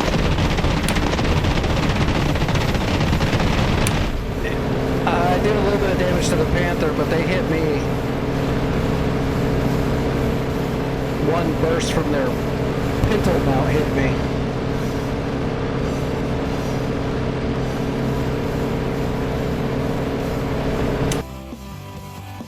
And these mosquitoes are flying over Calais. They're not attacking Calais, unfortunately.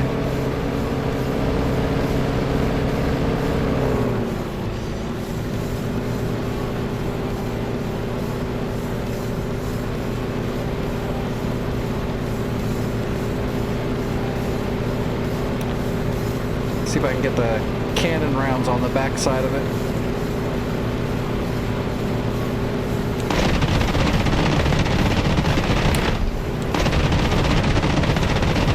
Nah, it doesn't do anything.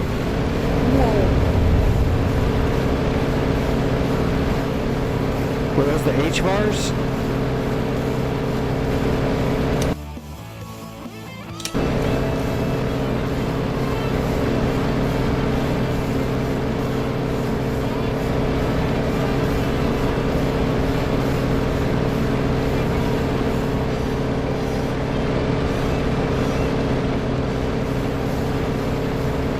I think I did all those 20 mils did 2% damage.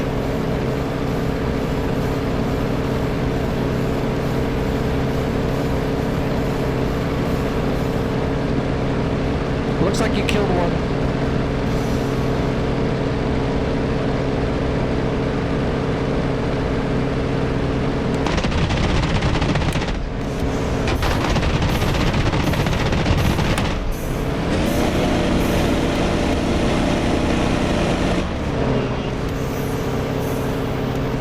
The cannons just don't do anything. We gotta use rockets and bombs. It's the only thing we can do. But they're down to 2 tanks. It looks like a Panther and a something. I think it was another Tiger.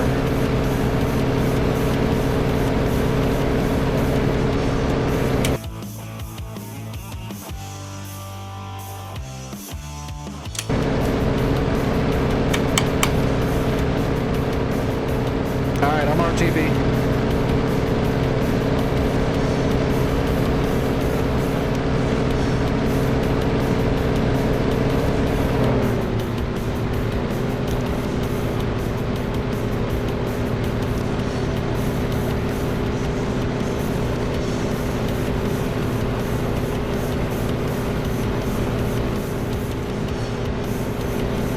Good run, we got 2 tanks.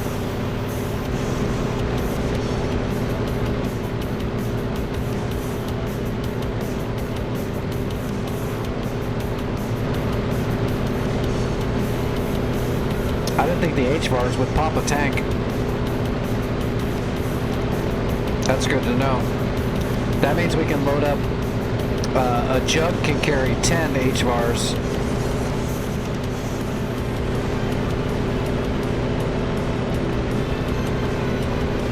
Probably just have to have a direct hit.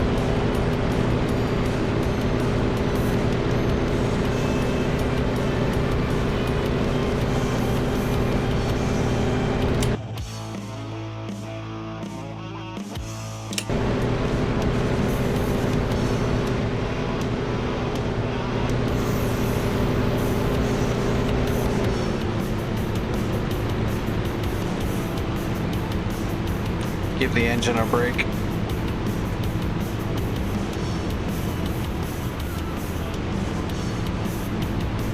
Let the prop pull us for a bit.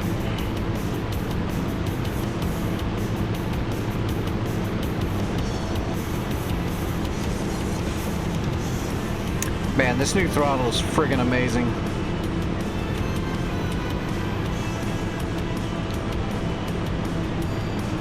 I'm so ready for some helicopter flying too.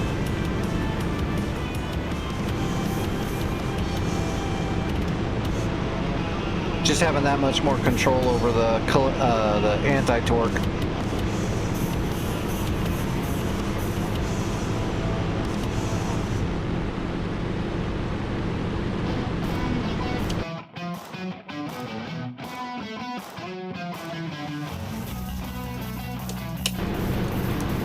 And I can't wait till we actually have some land over here and we have our own airfield across the channel so we can start attacking supply lines and trains and all that good stuff. I'll definitely get a message over to Santa the next time next time I just talk to him. I don't want to bug him, but I'm going to ask him about the skill levels of the enemy pilots being maybe a little too much. Like have an ace mixed in, but not these quad aces or whatever that are pulling 9 Gs in a Dora doing 400 miles an hour and maintaining the speed and the Gs.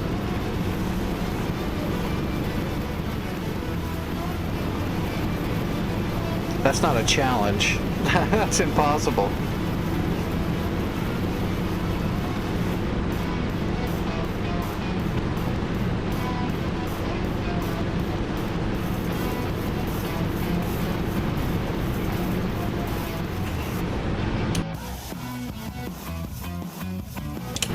Actually, we're not that damaged. We can probably just do a good normal overhead brake landing.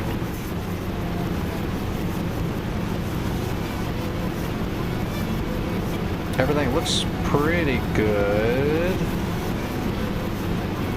Yeah, we're all right.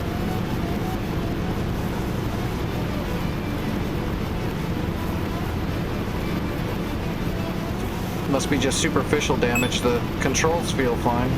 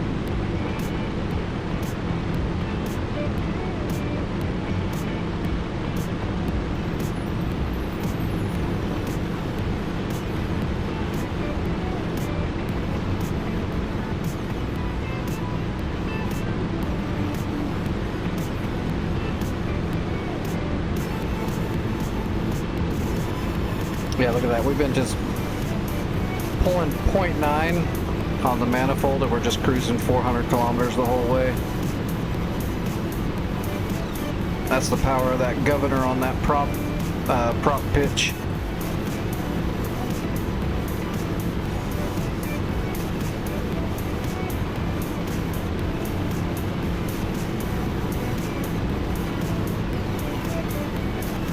Oh, I think I'm farther south. Yeah, I am.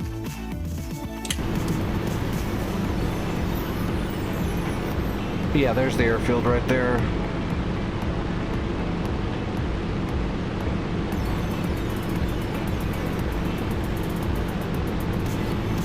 So we'll do an overhead brake. That gives us the best lineup to land and the best visual on the runway.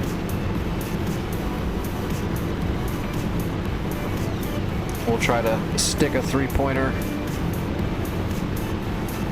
Hopefully with just a little baby hop.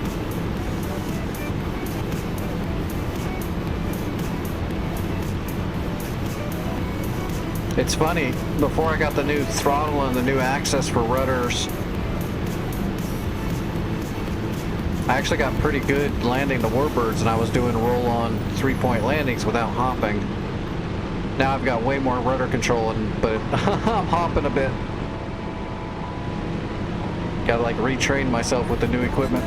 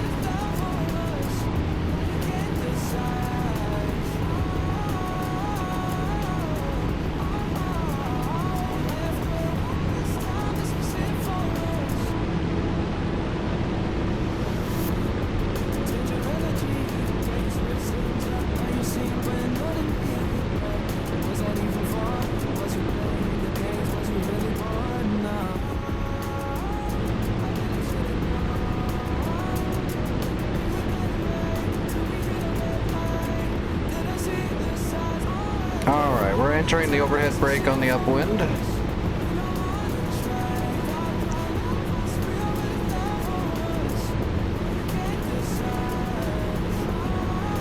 Maintaining about 400 kilometers an hour. Should be a good speed. And we're on the ball.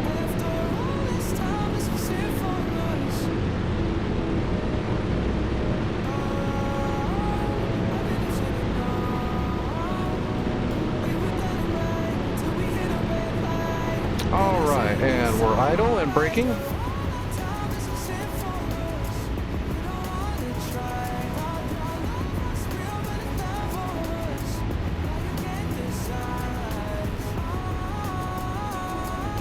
And half flaps.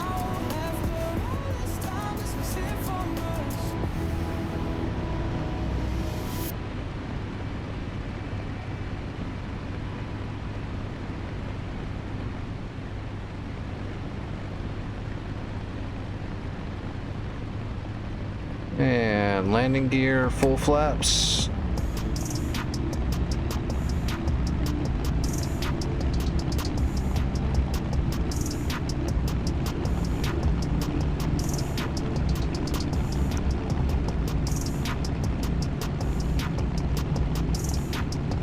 I'm coming in too shallow on my turn. We're just gonna power through it. The runway's really long.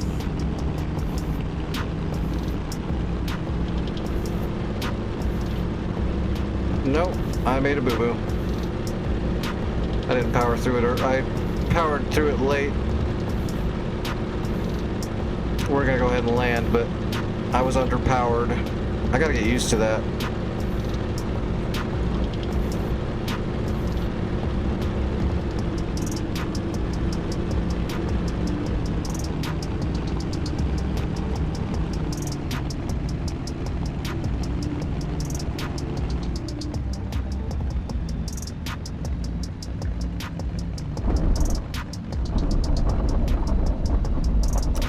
So that's the problem I'm having with the Dora prop adjustment, that it's all done by the governor and I can't turn the governor off to manually adjust the prop placement. So it's a little bit different of a beast because I can't flatten out the prop. So when I'm coming in for that overhead brake at the end there, I can't adjust my power level without biting too hard, especially with the big ass wing of the Dora. I just gotta get used to it to maintain a little bit more power through the turn than I'm used to. And we still landed just fine, but that's why I was flailing at the end there and I just pulled out of it, flattened out, and then did a normal landing. Because if I wouldn't have, then the wing was gonna bite in and we would have dove into the ground and probably died. I just gotta get used to that power setting. It's like against everything I know how to do to overpower the overhead brake for the last quarter. But I'm doing that. You got to do that to maintain power. So you're actually going to come in basically a little hotter than you would want to. But you have to because the door doesn't allow you to adjust your bite. You're going to get a full bite every time you throttle. I'm out of the way, Vic. Well, I'm on the left side of the runway. But you've got all kinds of runway. I'm going to pull off into the grass. I see you coming in. I don't know if you're going to do an overhead or if you're just coming straight in, but I'm off on the grass.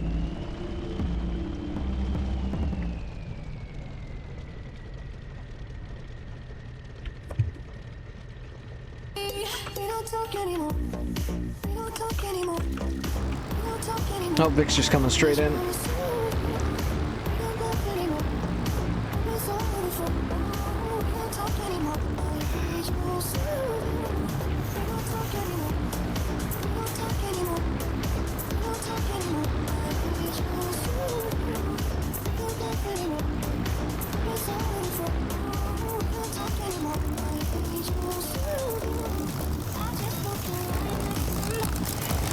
Yeah, it's a good little baby hop. That's a good pig.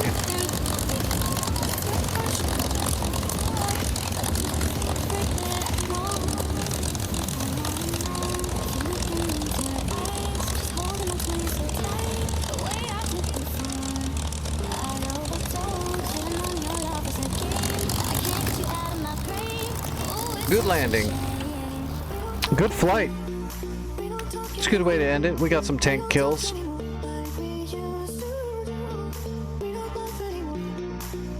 Oh, I wonder what my, actually, let's kill the engine.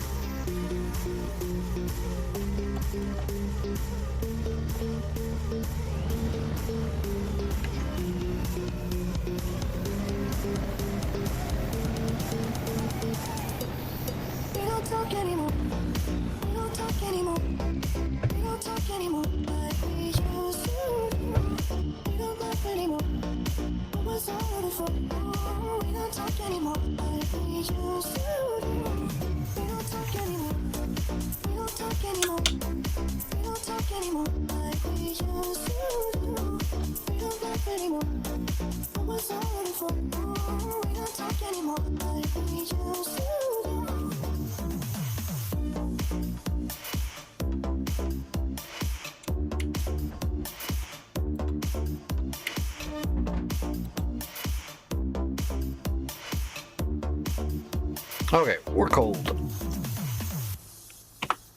Let's see, other stats, I think? Stats, my stats. I'm rank 1, but I'm still just a recruit. Man, it's hard to gain experience on this server. Oh no. They just spawned that big old assault force to head to Dover. It spawns out in the bay north of Dunkirk, so I don't think Calais has anything to do with it. It probably doesn't stop until you capture Dunkirk.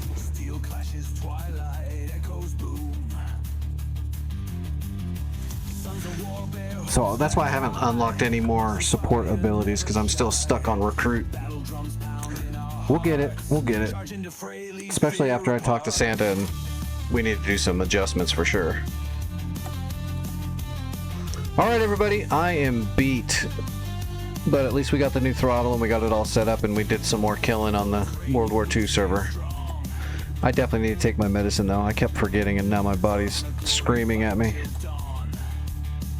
Surprised I'm not slurring words. Alright, let me see who's flying. I'll get you guys rated. We will be back tonight.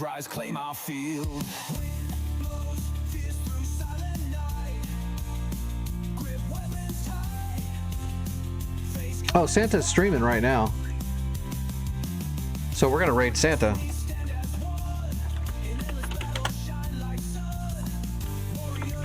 There you go, guys. Ask Santa why on the World 2 server the enemies appear to be flying way more outside the bounds of their aircraft and they never miss shots. It's his server, he knows. Or hopefully he knows. Okay, the raid's going through. Yep, tell Santa hi for me. I'm not going to stick around. I'm going to get off here and go straight for food and medicine. Thanks for hanging out, everybody. Thanks for the likes, follows, subs, all that good stuff. Everybody's welcome to the Discord. I'll be in the Discord for a few more hours like normal, and I will see everybody later. Take it easy.